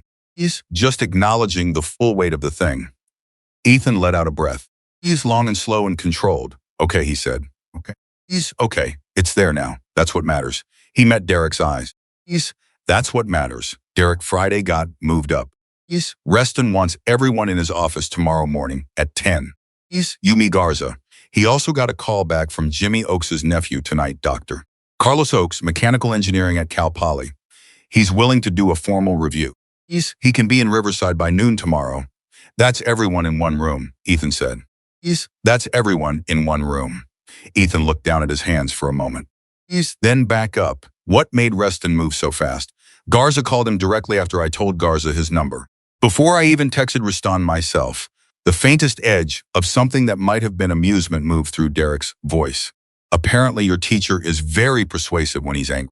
He's been teaching teenagers for 31 years, Ethan said. He's had a lot of practice. That night, for the first time in as long as he could remember, Ethan did not wake up at 3 in the morning. He slept straight through until 7, and when he woke up, his hand was not reaching for the backpack before his eyes were open. He just woke up, like a person. He lay there for a moment and noticed that. Then he got up and got ready. Reston's conference room at 10 o'clock held 5 people. Reston at the head of the table. Derek to one side. Ethan across from him. Garza beside Ethan. And Dr. Carlos Oakes at the far end, a man in his late 30s with ink-stained fingers and the particular focused energy of someone who finds problems genuinely interesting rather than obligatory. Garza had brought everything in a manila accordion folder that was thick enough to require both hands. He set it on the table and did not open it immediately. He folded his hands on top of it and waited for Reston to run the room. Reston ran it efficiently. He laid out what he had established so far, what he still needed, and what the path to a formal patent challenge looked like in terms of timeline and documentation requirements. He spoke clearly and without condescension, which Ethan noticed and appreciated because the version of this conversation that happened in his head had always involved some talking over him. When Reston finished the overview, he looked at Garza. He's Dr. Garza, Mr. Garza. Garza corrected. I have a master's degree. Never finished the doctorate. I always tell people that because I think precision matters. Reston nodded once unfazed. Mr. Garza, can you walk, doctor? Oakes through the Volkov translation. Garza opened the accordion folder. What came out of it was not just a handwritten notebook. It was a documentation record that Garza laid out piece by piece with the methodical care of someone who had been organizing evidence in their head since the previous evening. The original translation, the student exercise sheets in chronological order, the copy of Ethan's project submission with Garza's review notes, and one additional item that nobody in the room had known about until that moment, a letter. Garza set it on the table last. What is that? Reston asked. I wrote this letter 14 months ago, Garza said. When Ethan stopped returning my messages and I heard through the program's network that the partnership with Hayes had dissolved, I wrote it to the director of the Youth Engineering Center, expressing my concern that a student's intellectual property may have been misappropriated through the mentorship program. He paused. I sent it. I received a response acknowledging receipt and informing me that the matter had been reviewed internally and found to be without merit. The room went quiet. Reston looked at the letter. You reported it 14 months ago. Yes, I reported my concern, yes, in writing, to the program director. Garza's voice was very even. Yes, I was told there was no merit. I did not know at the time that Ethan was no longer reachable. I assumed he had chosen not to pursue it. That letter establishes that a concern was raised internally and suppressed, Reston said. I believe so. Dr. Oakes, who had been quietly going through the notebooks while this exchange happened, looked up. Please, I need to say something. Everyone looked at him. The Volkov reduction method, as it appears in Hayes's patent filing, I've seen the filing. Paul sent it to me last night. The notation used is not standard. It's a specific adaptation, and it matches the notation in these notebooks. He held up Ethan's second notebook and Garza's translation side by side. Not approximately, exactly. The same letter substitutions, the same bracket formatting, the same approach to expressing the reduction variable. He set them down. There is no independent path to this notation. Hayes's engineers, if he used outside engineers, would have had to be given this specific adapted version to produce what's in the filing. They couldn't have arrived at it independently. Can you say that in writing? Reston asked. Yes, I can write a formal expert assessment and sign it. Yes. Yes, how long? Give me the weekend. Reston made a note. He looked at the table at the notebooks. Yes, the translation. Yes, the exercise sheets. Yes, the project submission copies. The letter. At Ethan sitting across from him with his hands flat on the table and his expression controlled in the way that people's expressions are controlled when they are holding something very large, very still. Yes. I want to tell you something, Reston said to Ethan. Directly. Ethan waited. When Derek called me on Tuesday, I expected to come into Thursday and find a credible but narrow case. A young person with some dated notes and a strong suspicion. He looked at the table. What is actually here is one of the cleaner chains of documented prior art I have seen in 15 years of intellectual property work. The weakness in most prior art cases is gaps, moments where the documentation doesn't connect, where the timeline can be questioned, where the origin is asserted but not traceable. He spread one hand across the table. You don't have gaps. You have a continuous, independently corroborated record from the original concept through the development period, through the external review, through a formal internal complaint. Hayes's legal team is going to see this, and they're going to know immediately what they're dealing with. Ethan looked at the table. They're going to come at you hard before this gets to a hearing, Reston continued. They'll try to settle low and fast because they don't want this in front of a patent board. They'll make you an offer that sounds significant to someone in your current situation. And you're telling me not to take it, Ethan said. I'm telling you to call me before you respond to anything they put in front of you. Any contact from Hayes or his lawyers goes through me first. Can you do that? Yes, Reston nodded. One more thing. The gear symbol on Hayes's sign. Derek's contact got photographs last night. Derek reached into his jacket and slid a phone across the table, already showing a time-stamped photograph. The image was clear, the sign above the bay doors of Hayes Cycles, the new logo prominent, the gear mark inside the H, exactly as Ethan had described it. Dr. Oakes looked at the photograph, then opened the second notebook to page 23. He put them side by side. He didn't say anything. He just looked at them. Then he took a slow breath and set the notebook down. This is deliberate, he said. It wasn't a question. Yes, Ethan said. They went through your notebooks. They took the formula. They took the notation. They took the symbol you were doodling in the margins, Doctor. Oakes looked at Ethan with the expression of someone who has just understood the full scope of something. They stripped your mind and put it on display with their name on it. The words landed in the room and didn't move. Garza's jaw was tight. Derek was very still. Reston was writing something with the focused precision of a man who processed his reactions through work. Ethan looked at the photograph on the phone. Yes, he said again. Quietly. That's exactly what they did. The meeting wrapped up 40 minutes later. Reston had a task list. Dr. Oakes had the notebooks for the weekend review. Garza left with Reston's direct number saved in his phone and a formal engagement letter he had insisted on signing before he left the building because he said he didn't do anything informally when it counted. He's in the elevator going down, it was just Derek and Ethan. Derek said, "Saturday's still on. If you still want to come." Ethan looked at the elevator doors. "Yeah, I still want to come." "You sure?" "It's not. I said I want to come." Ethan glanced at him. "I meant it." Derek nodded. Saturday came. The Hells Angels clubhouse on the east side of Riverside was not what Ethan had expected, though he would have been hard-pressed to articulate exactly what he had expected. It was a large converted building, solidly built, with bikes parked outside in a row that had the particular order of people who cared deeply about their machines. Inside, it was loud with voices and music and the smell of coffee and food and engine oil that no amount of cleaning ever fully removed from a place where men spent time around machines they loved. When Ethan walked in beside Derek, the room didn't go silent. A few heads turned, a few pairs of eyes did the quick scan that men in rooms like this do, automatically reading a new presence, establishing threat level, categorizing. Ethan kept his chin level and his hands visible, and his backpack over one shoulder. A man detached from a group near the far wall and walked toward them. He was Derek's age, maybe a few years older, with a face that had the quality of something carved rather than grown, all planes and angles. The face of a man who had made a lot of decisions under pressure, and they showed in his bones now. He walked like someone who owned the floor beneath him. "Marcus," Derek said. "Derek." Marcus looked at Ethan. "This is the kid. This is Ethan," Derek said. Marcus extended his hand. His grip was the kind that tests without performing a test, just firm, just long enough to feel. "He's Marcus Callahan, Ethan Cole," Ethan said. "Derek told me about the notebooks." Marcus studied his face. "Told me about the bakery." "The bakery," Ethan said carefully. "The expired cakes." Something moved in Marcus's expression, not quite a smile, but adjacent to one. "I want you to know that in 30 years of knowing Derek Walker, I have never once seen him buy someone a chocolate cake." Ethan blinked. "He bought it for you," Marcus said. In case that was unclear, Ethan looked at Derek. Derek was looking at something on the opposite wall. "Come on," Marcus said. "Come meet some people. Nobody's going to recruit you. We're just people." The next 2 hours were not what Ethan had spent his life understanding motorcycle clubs to be. Or rather, they were exactly that, but seen from the inside rather than the outside.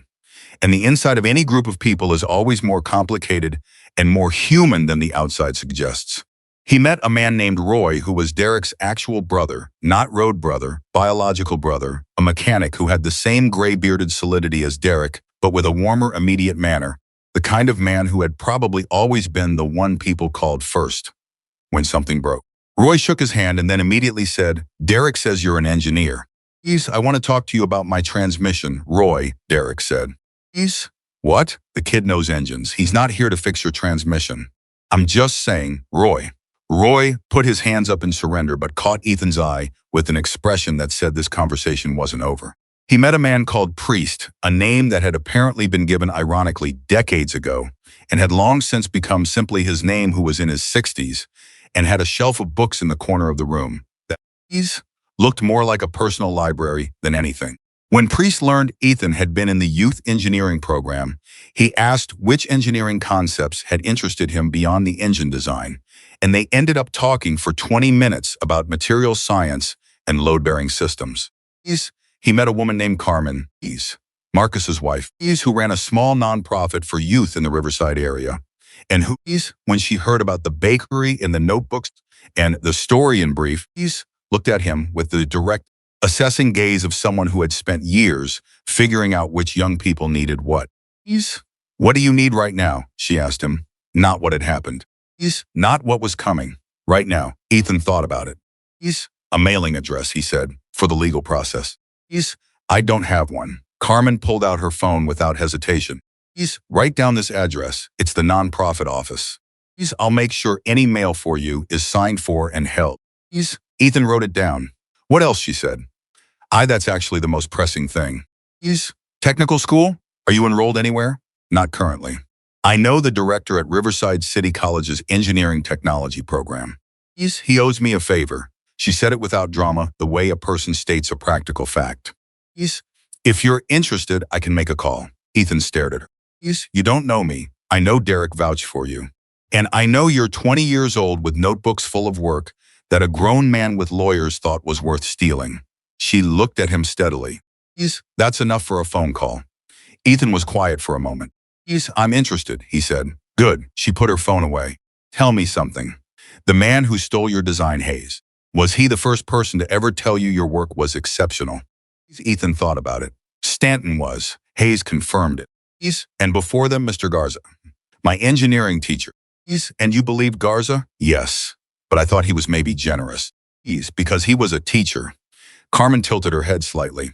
Did it ever occur to you that the reason Stanton and Hayes wanted your work was not because they were predators who randomly selected a victim, but because they specifically chose someone who had been taught to underestimate the value of what he had?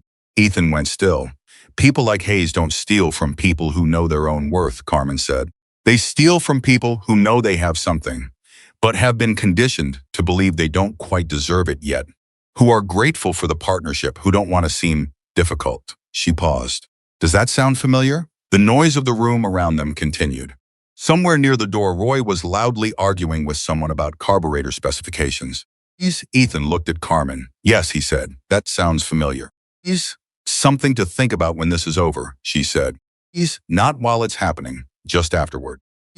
Across the room, Derek was talking to Marcus in the direct way they talked, not much movement. Not much gesture. Just two men who had known each other long enough that their conversations were mostly the important parts. Ethan couldn't hear what they were saying, but at one point Marcus glanced over at Ethan and then back at Derek and said something, and Derek's expression did the thing that Ethan had come to recognize as his version of acknowledging something without wanting to examine it too closely. Later, when most people had drifted off and the room had gone quieter, Marcus found Ethan near the window where he'd been sitting with a coffee. Can I ask you something? Marcus said. Yeah, when you walked into that bakery, did you have any plan beyond that day? Ethan thought about it honestly. No, I had gotten to a point where planning further than the next meal felt like. He paused. Like a luxury I couldn't afford to let myself have. Because if you plan for something and then it doesn't happen, it costs more than if you never planned. Marcus nodded. And now? Now I have a lawyer and an expert witness and an engineering professor who I think is personally furious on my behalf. Ethan paused. And a mailing address, and possibly a conversation with a community college director. And Derek, Marcus said. Ethan said. Marcus was quiet for a moment. He looked out the window and then back at Ethan. He doesn't do this. I want you to understand that. He helps people. He's always helped people. It's part of who he is. But this, he gestured vaguely at the general situation. This level of investment, bringing someone here, making calls. Sitting in lawyers' offices, he shook his head slightly. In 30 years, I have seen Derek Walker walk away from more situations than most people ever encounter. He has a very clear sense of what's his to carry and what isn't. And this is his to carry, Ethan said. That's what I'm trying to figure out, Marcus said. He studied Ethan for a moment. Did he tell you anything about himself? His own history? Almost nothing. He won't. He doesn't. Marcus looked toward where Derek was standing across the room. I'll just tell you this. He was your age once, and there was nobody in his corner, and he survived it. But surviving a thing and coming through it whole are different territories. He looked back at Ethan. I think he knows that, and I think you ended up in that bakery on the right day. The ride back to the storage unit happened in the early evening, the light long and golden in the way it gets in Riverside, when the day is finally letting go. Ethan didn't think about the motorcycle anymore. He just got on. When they stopped at Magnolia, Derek cut the engine and neither of them moved immediately. Derek, Ethan said. Yeah. Marcus said, you don't usually do this. The way you have for me. Derek didn't answer right away. He sat with his hands on the handlebars and looked at the street. Marcus talks too much, he said. He said almost nothing, Ethan said. That's how I know he's right. A pause. I was 16, Derek said. Not 20.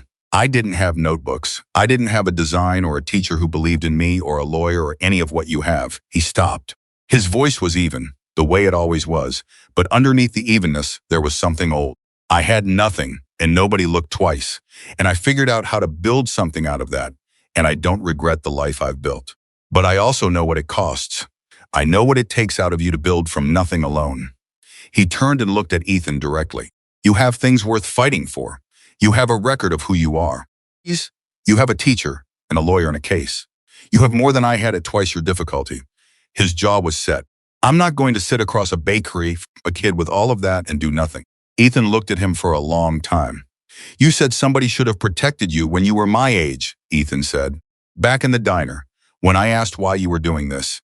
Yes, I said that in the diner in the outline, Derek said.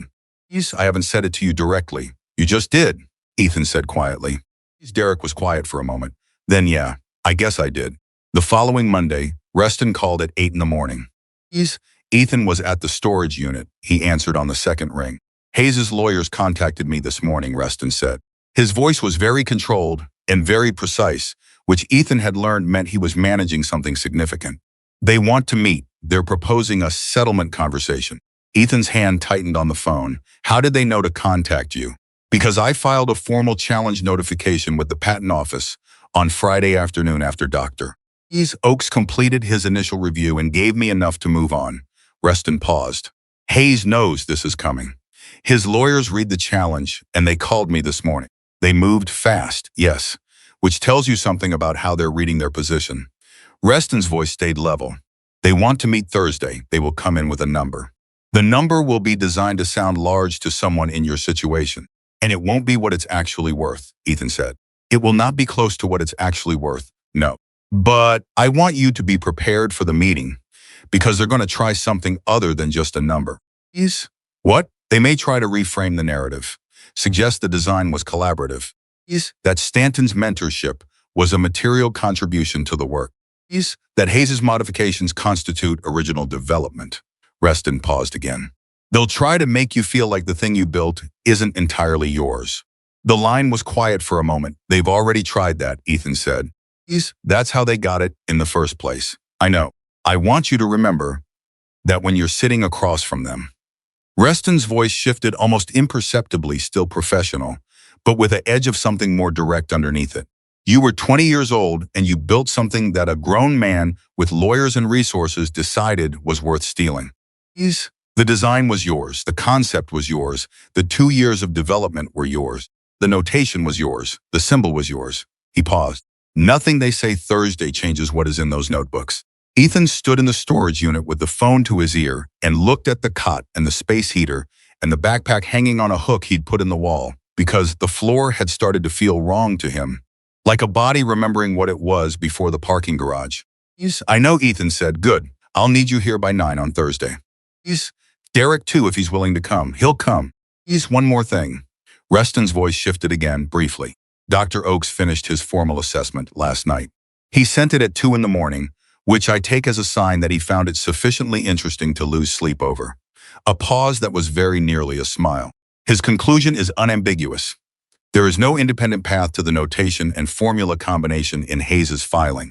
It is derived from a single source, Ethan Cole's documented prior work, as adapted from Arthur Garza's unpublished translation. Yes, he is prepared to testify to that in front of a patent board or a court if necessary. Yes, Ethan sat down on the cot. Okay, he said. His voice was steady.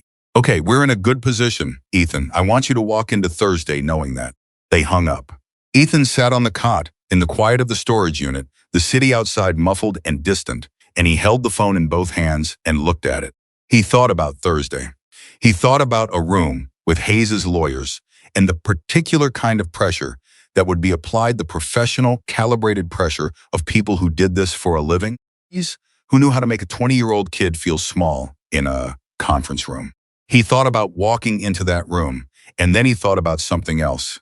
He thought about a bakery and rain and the question he had rehearsed so many times before he could make himself walk through the door. He thought about framing his need in the smallest possible terms, about making himself take up as little space as possible so nobody would have a reason to say no. He had done that his whole life. He was done doing it. He texted Derek. Reston called. They want to settle. Thursday. You coming? Derek's reply came in under a minute. He's already put it in my calendar. Ethan looked at the message. Then he put the phone in his pocket and reached for the notebooks and opened the first one to the very first page, the earliest dated entry.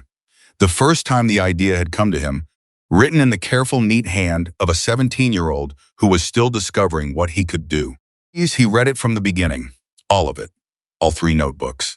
He read them like he was reading someone else's story, the story of a person he had known a long time ago who had believed something was possible and had documented that belief with enough precision that 2 years later, on the other side of everything that had happened in between, the belief was still there on the page, intact, undeniable. He's exactly as real as it had always been. The believing had survived, even when he hadn't. He read until the light under the storage unit door changed, and the city outside shifted into evening, and then he closed the notebooks and put them back in the backpack and hung it on the hook. Thursday was coming. He was ready. Thursday morning arrived the way important mornings always do, ordinary on the surface. The city doing what it always did. The light coming up the same as any other day. And underneath all of it, a current that Ethan felt in his chest the moment he opened his eyes. He had slept, not perfectly, but genuinely. He had woken once at 2 in the morning and lain still for a few minutes, and then gone back under without reaching for the backpack. That felt like something worth noticing. He was dressed and ready by 8. Derek knocked at 8:40. When Ethan opened the door, Derek looked at him the way he had looked at him outside the library that first day, that quiet, complete read. He took in the clean clothes, the notebooks in the backpack, which Ethan had decided to bring, not because Reston needed them today, but because he needed to know they were with him. And he took in Ethan's face. Derek said, "Yeah," Ethan said, and meant it. They picked up Garza on the way. The old teacher was standing at the end of his front walk when they pulled up. The accordion folder under his arm. His jacket buttoned despite the morning being mild. The particular dignity of a man who dressed for what a moment required rather than for comfort. He got into the car Derek had borrowed from Roy. For today, nobody had said anything about why they weren't taking the motorcycle, but Ethan understood, and he sat in the back with the folder on his knees and his hands folded on top of it. "Good morning," Garza said. "Good morning, Mr. Garza," Ethan said. "Did you sleep?" "Some good enough," Garza said. "Some is enough." Reston's conference room at 9 held a different configuration than it had on Friday. The table felt the same, the chairs were the same, but the room had a different charge to it, the specific charge of a space that is about to be contested. Reston was already there when they arrived, standing rather than sitting, in the particular posture of someone who has been preparing since earlier than anyone else and is now simply ready. Dr. Oakes was there too, with a printed copy of his formal assessment in a folder in front of him. "They'll be here at 9:30, Reston said. 2 attorneys. Possibly Hayes himself. Possibly not. His lawyers will decide that morning based on how they read their position." He looked at each of them in turn.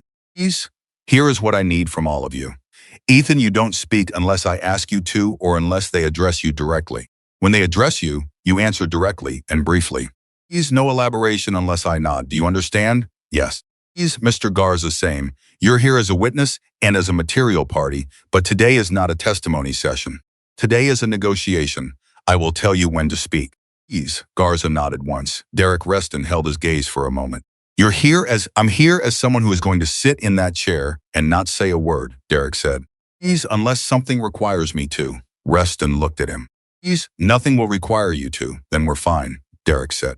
Hayes's lawyers arrived at 9:32. There were 2 of them, a man in his late 40s named Braddock, who carried himself with the smooth authority of someone who billed $400 an hour and knew it, and a younger woman named Kim, who had the focused quiet of someone who did the actual preparation while Braddock did the performing. Hayes was not with them. Braddock's eyes moved around the room when he entered fast, professional cataloging. He registered Reston.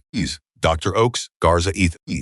His eyes moved over Derek, and he kept his face exactly neutral, which told Ethan more about what he was actually feeling than if he had reacted openly. They sat. Introductions were made with the compressed efficiency of people who were not there to make friends. Braddock opened. "We appreciate the opportunity to discuss this matter before it proceeds further," he said. His tone was calibrated, warm enough to suggest reasonableness, measured enough to project confidence. "My client has great respect for the innovation process and for young engineers. He believes, and has always believed, that the development of Hayes Cycle's proprietary process was a legitimate evolution of publicly available engineering concepts." A pause just long enough to let that framing settle.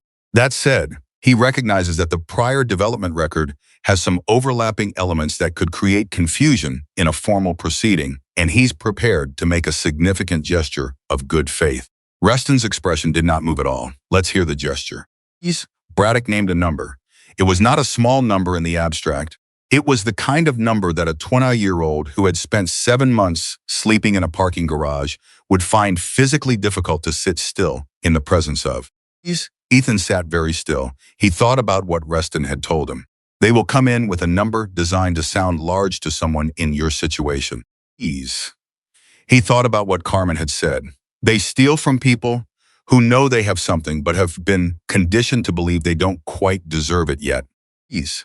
He looked at the table. He kept his hands flat and his expression level. Reston let the number sit in the room for exactly long enough to show he was not impressed or unsettled by it. Then he said, "Tell me how your client proposes to address the Volkov reduction notation." Ease. Braddock's expression shifted by a fraction. "I'm not sure I understand the specific reference." Ease. "The valve timing calculation in Hayes's patent filing," Reston said. "It uses a notation system that is not standard American engineering practice. It is derived from an unpublished translation of a Soviet aerospace text produced by Arthur Garza, who is sitting to my left, and taught exclusively in his classroom at Jefferson High School over a 31-year period." Reston's voice was perfectly even. "Mr. Garza has the original handwritten translation dated. He has 11 years of student exercise sheets using this specific notation, the oldest of which predate Mr. Cole's work by 7 years.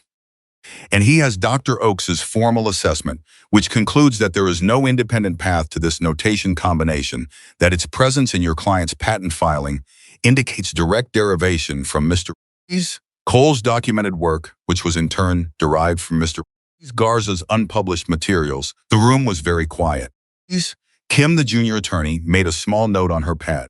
Her pen moved twice and stopped.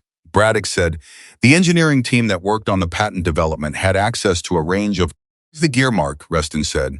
Braddock stopped. "On your client's sign. The logo redesign introduced approximately 8 months ago." The gear mark inside the H. Reston opened a folder and slid a photograph across the table, the time-stamped photo Derek's contact had taken. Ease. Then he opened Ethan's second notebook to page 23, which he had borrowed for today specifically, and placed it beside the photograph. The mark appears 3 times in Mr. Cole's margin notations, dated 22 months ago. "I will be filing these images as part of the formal challenge documentation this afternoon unless this conversation produces a materially different outcome than your opening offer suggests." Braddock looked at the photograph. He looked at the notebook page. He looked at Kim. Something passed between them that had no words. Kim made another note. This time her pen moved for longer. "We'd like a brief recess," Braddock said. "Of course," Reston said. The 2 lawyers stepped out. The moment the door closed, Garza exhaled slowly through his nose. Dr. Oakes picked up his pen and set it down again. Derek, who had not moved since the meeting began, remained exactly as he was, arms crossed. Eyes forward. The particular stillness of a man who has sat through a great many tense rooms and learned to let them be tense without becoming tense himself. Ethan looked at Reston. Reston met his eyes and gave a single small nod. Nothing more. Nothing that could be read as premature confidence or performance. Just a nod that said, "You are doing exactly right." Ethan breathed. The recess lasted 9 minutes. When Braddock and Kim came back, something had changed. Not dramatically, the suits were still the suits, the posture was still composed. But the center of gravity in the room had shifted and everyone at the table felt it. Braddock sat down and folded his hands. "My client would like to discuss a more comprehensive resolution," he said. What followed was 2 hours of the most precise, sustained, detailed negotiation Ethan had ever witnessed. He said almost nothing. He watched Reston work and understood for the first time, viscerally, what it meant to have someone genuinely in your not performing advocacy, not going through professional motions, but actually fighting for the specific outcome that was right rather than the outcome that was convenient. Reston did not simply push for more money. He pushed for the correct things. Full invalidation of Hayes's patent filing and formal reassignment of the intellectual property to Ethan Cole. Public acknowledgement, in writing, that the process described in Hayes's service packages was developed by Ethan Cole. Removal and replacement of the gear mark logo from all Hayes Cycles signage and marketing materials. Compensation for the 8 months during which Hayes had commercially profited from the stolen process. and a separate resolution with Mr. Garza for the unauthorized use of his unpublished translation materials. Braddock pushed back on each element. Kim was the one doing the real math, making notes, passing them to Braddock in a quiet paper conversation that ran parallel to the spoken one. The number that finally came together after all of it, after every push and counter, was not the same number Braddock had opened with. It was more than twice that, and beyond the number, the patent reassignment was agreed. The written acknowledgement was agreed. The logo removal was agreed. The separate Garza resolution was agreed in principle pending its own documentation. When Braddock finally said, "We'll have the framework to your office by Monday," his voice had the particular careful quality of a man who has found the floor he can live with and is choosing to behave as though it was always the floor he intended. Reston said, "Monday by noon." Monday by noon, Braddock confirmed. They shook hands. Hayes's lawyers left. The door closed. For a moment, nobody in the room said anything. Then Garza put both hands flat on the table and looked at the ceiling and said, "Peace," very quietly. "Peace," in Spanish, is something that Ethan didn't catch but understood by its tone to be either a prayer or a profanity or possibly both. Dr. Oakes laughed, not a polished laugh, a real one. The laugh of someone releasing pressure they hadn't realized they'd been holding. Reston turned to Ethan. "Do you understand what just happened?" he said.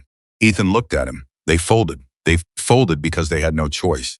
The documentation was too complete and the notation evidence was too specific. They knew that if this went to a patent board, the outcome was not going to be in their favor. Reston held his gaze. "Your notebooks won this. Your habit of dating every entry. Your teacher's insistence on documentation. 2 years of a 17-year-old being thorough because someone told him to be thorough." Ethan looked at Garza. Garza was looking at him with an expression that Ethan had never seen from a teacher before, not the pride of someone whose student had performed well, but something older and more personal. The relief of someone who had been afraid they had failed a person they were responsible for and had just found out they hadn't. "You told me to date everything," Ethan said. "I tell all my students to date everything," Garza said. His voice was not entirely steady. "You're the first one it ever saved." Ethan looked down at the table. His hands were still flat on the surface. He could feel his own heartbeat in them. He had not cried in a very long time. He had made a decision somewhere around month 2 in the stairwell, that crying was a resource expenditure he couldn't afford, that it took something from you and you needed everything you had. He had maintained that, even in the worst nights, even when the cold was bad enough that his hands stopped working properly and he had to sit on them to get feeling back. Even then, he didn't cry now either, but something moved through him that was in the same territory as crying, something that had the same depth and the same rawness and the same quality of a thing that has been held under pressure for a very long time being finally slowly allowed to release. He breathed through it. Derek, sitting to his left, did not say anything. He did not put a hand on Ethan's shoulder or offer a word or make the moment about acknowledgement. He just sat there, which was exactly right, which was what Derek always understood about what a moment needed. They walked out of Reston's building into the midday and stood on the sidewalk. The city was doing what it always did. Nobody on the street knew what had just happened in the 4th floor conference room. The world had not paused for it, but it had happened. Garza gripped Ethan's hand with both of his before getting into the car. "You call me," he said. "Not just for legal things. You call me." He released his hand and looked at him firmly. "That's not a suggestion." "Yes, sir," Ethan said. Garza got in the car. Derek stood beside Ethan on the sidewalk. He was looking down the street the way he sometimes did, not at anything specific, just at the length and direction of a thing. "There's something I need to say to you," Ethan said. Derek looked at him. "When I walked into that bakery, I had stopped believing that anything was going to change. I had made my peace with small, with invisible, with just getting through." Ethan kept his voice, even with the effort of a person who has decided to say something true and is not going to flinch from it. "You saw something in a question about expired cakes that I had stopped being able to see in myself. And then you showed up, every time, without making me feel like I owed you something for it." He stopped. "I don't know how to." "You don't need to," Derek said. "I'm going to anyway." Ethan met his eyes. "Thank you. Not for the money in the bakery or the storage unit or the lawyer or any of the specific things. For looking at me and deciding I was worth looking at." When I had stopped deciding that myself. Derek was quiet for a long moment. When he spoke, His voice carried the weight of something he didn't often let surface. When I was 16, he said, there was a man. He was nobody important. He ran a garage on the edge of town where I used to hang around because it was warm and nobody kicked me out. He didn't give me money or fix my problems or tell me I had potential. He paused. He just let me be there. He talked to me like I was a person worth talking to. That's all he did. Another pause. I don't even know if he knew what he was doing. But it was the thing that held me together long enough to find my own way. He looked at Ethan. I've been looking for a chance to do that for someone since before I knew I was looking. I guess I needed to find the right kid asking the right question. Ethan held his gaze. Ethan said. Expired cakes, Derek confirmed. Something passed between them that required no further words. The particular understanding of two people who have arrived by very different roads at the same knowledge about what it costs to survive alone and what it means to not have to. The weeks that followed moved with a different quality than anything that had come before them. The legal framework arrived from Braddock's office on Monday, as agreed. Reston reviewed it line by line and sent back 17 specific revisions, all of which Hayes' team accepted by Wednesday. The patent reassignment was filed. The written acknowledgement was drafted and signed. The Hayes cycle sign came down. Ethan saw it in a photograph that Derek's contact took 2 weeks after the settlement, the old sign gone and bare mounting brackets in its place. The gear mark erased from the building as thoroughly as Hayes' lawyers could manage. It could not be erased from the notebooks. That was the thing Hayes had not understood when he took it. The original always remains. Carmen made the call to the Riverside City College Engineering Technology Program Director. The conversation lasted 15 minutes. Ethan had an enrollment meeting the following week. The director is a man named Torres who had the brisk, direct manner of someone who did not waste time on either false enthusiasm or unnecessary skepticism, reviewed Ethan's notebooks during the meeting and said, at the end of it, I want to be honest with you. This level of independent development at your age is not common. I'm not saying that to flatter you. I'm saying it because I want you to calibrate your expectations correctly going forward, and inflated ones are as dangerous as deflated ones. Ethan had looked at him and said, I've had both. I'd rather just know what's real. Torres had looked at him for a moment. Then, good. You start in the spring semester.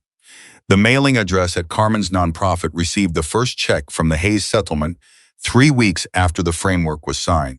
Reston called when it cleared. Ethan was sitting in the storage unit when the call came. He had been there partly out of habit. The storage unit had become a space he thought in, rather than just slept in, and partly because he had been working in the third notebook. Adding new pages, new calculations. A design thread he had picked up again after months of not being able to make himself touch it. He picked up the phone. Reston gave him the number. Ethan put the phone down and sat with it for a moment. He had not allowed himself to think too specifically about this number, about what it meant practically, about what it opened. He had protected himself from it, the way he had learned to protect himself from hope, not by rejecting it, but by keeping it at a distance until it was real enough to touch. It was real enough to touch now. He picked up his phone and called Derek. It cleared, he said. A pause. Good, I'm going to get an apartment. This week if I can. I know a building on 6th that's decent and not overpriced. Roy's brother-in-law owns it. I can make a call. Derek. Yeah, I want to make the call myself, Ethan said. If you give me the number. A brief pause that had something warm in it. Yeah, I'll send it to you, thank you. Go find an apartment, Derek said and hung up. He found one on 7th. Actually, not 6th. A small one-bedroom. On the 3rd floor of a building that had been around long enough to have settled into itself. That kind of old building that is solid in a way newer buildings sometimes aren't. He signed the lease on a Thursday, which he noticed and said nothing about to anyone. And he stood in the empty apartment with the backpack over one shoulder and looked at the space that was his. 4 walls, a window, a floor that was his floor, a door with a lock that was his lock. He put the backpack down against the wall. He sat on the floor because there was no furniture yet. He sat there for a long time. He thought about the stairwell on 5th, about waking up at 3 in the morning with his hand already moving, about the particular mathematics of need he had developed over 7 months, which restaurants, which bathrooms, which security guards, which hours. He thought about how completely he had built a system around invisibility, around taking nothing that wasn't discarded, around making himself so small that no one would have a reason to act on his existence one way or another. He thought about a bakery, about rain, about a question rehearsed until it was small enough to ask. He pulled the backpack toward him and took out the first notebook. Opened it to the first page. Read the very first entry, a 17-year-old's handwriting, careful and deliberate, the first sketch of an idea that had survived everything that had happened since. He turned to the last filled page of the third notebook. His handwriting now was different, not the neat, careful print of a student trying to do things right. Something faster, more confident, more certain of its own direction. The handwriting of someone who had been through enough to know that what he thought was worth putting down. He closed the notebook and put it back. Then he sat in his apartment, and let that word exist without qualification for the first time. His. 6 months later, Ethan stood in front of a classroom at Riverside City College. He was not teaching. He was presenting a guest speaker slot that Torres had arranged, ostensibly for the engineering technology program, but open to any student who wanted to attend. The room was not large. About 30 students, ranging in age from 17 to somewhere in their 40s. The particular cross-section of a community college that reflects every kind of person who decided, at whatever point in their life, that they wanted to learn something. He had prepared what he was going to say. He had written notes. He had rehearsed it. He stood in front of the room and looked at the notes for exactly 3 seconds, and then put them face down on the table. He talked for 45 minutes without them. He talked about the engine design, because that was what he was supposed to talk about. That was the engineering part, the technical part, the part that was the official reason he was there.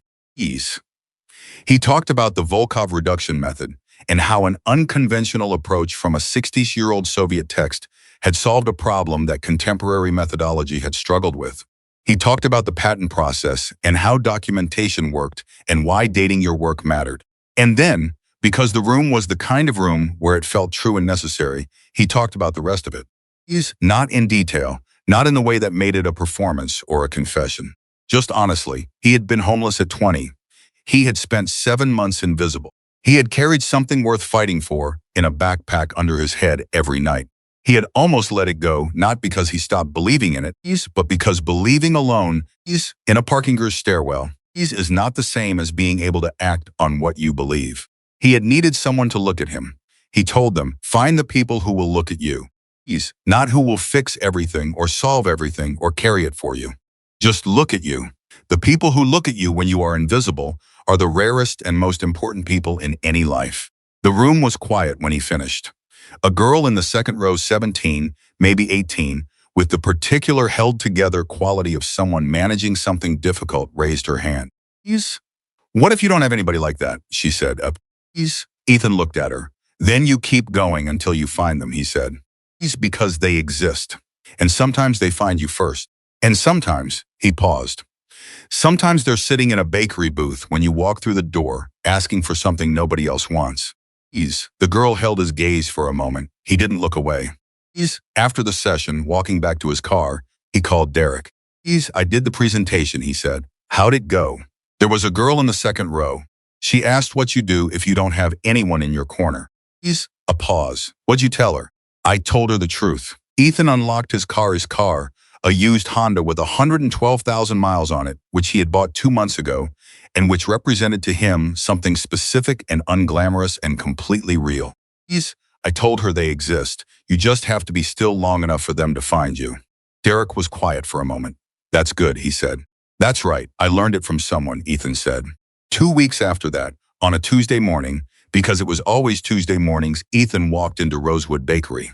He didn't need to. He had an apartment and a car and a class schedule and a case settlement and a future that was being built piece by piece with his own hands. He didn't need a bakery. He went anyway. Linda Parker looked up when he walked in. She recognized him immediately. He had come back twice before, and she had the memory for faces of someone who had been watching people walk through a door for 19 years. She smiled the way she had never quite smiled at him in those first days, because in those first days, the smile had come with the particular gentleness you give someone you're worried about. This one was just a smile. The usual, she said. He had a usual now. Coffee, and the apple Danish that he had decided was the best thing in the case after several visits of working through the options systematically. "Please," he said. He took his usual table, not the corner booth. That was Derek's, and sat down with his coffee and his Danish and his notebook, because he brought a notebook everywhere now without apology. He had been there for 20 minutes when the door opened. Derek came in. He was wearing the vest the way he always wore it, like it was part of his body rather than something put on. He went to the counter, spoke to Linda without sitting down. He's ordered whatever he was ordering, and then looked across the room and found Ethan at his table. He walked over. He didn't sit down. He stood at the edge of the table with his coffee and looked at Ethan with that particular look, the complete, quiet red. "You're in early," he said. "I had a morning," Ethan said. Needed to think. Good thinking or bad thinking? Ethan looked at the notebook open in front of him. New design. I've been working on it for a few weeks. There's a problem in the load distribution approach I can't crack." Derek set his coffee down and pulled out the chair across from Ethan. He sat. "Show me," he said. Ethan turned the notebook so it was visible from Derek's side and pointed to the calculation that wasn't working. Derek looked at it with the concentration of a man who understood engines bodily, who read the physical logic of a mechanical system through his hands and years of experience rather than through formal training. And that particular combination of knowledge and Ethan's trained precision had become, over the past months, something that worked between them in a way neither of them had anticipated. "Here," Derek said and pointed to a variable. "That's what I thought too," Ethan said. "But if you adjust it there, it creates an imbalance in, not if you split the load differently at the intake." Ethan looked at the diagram. He looked at it for a long moment. He picked up his pen and made a mark. He stared at it. "That works," he said. "Yeah," Derek said.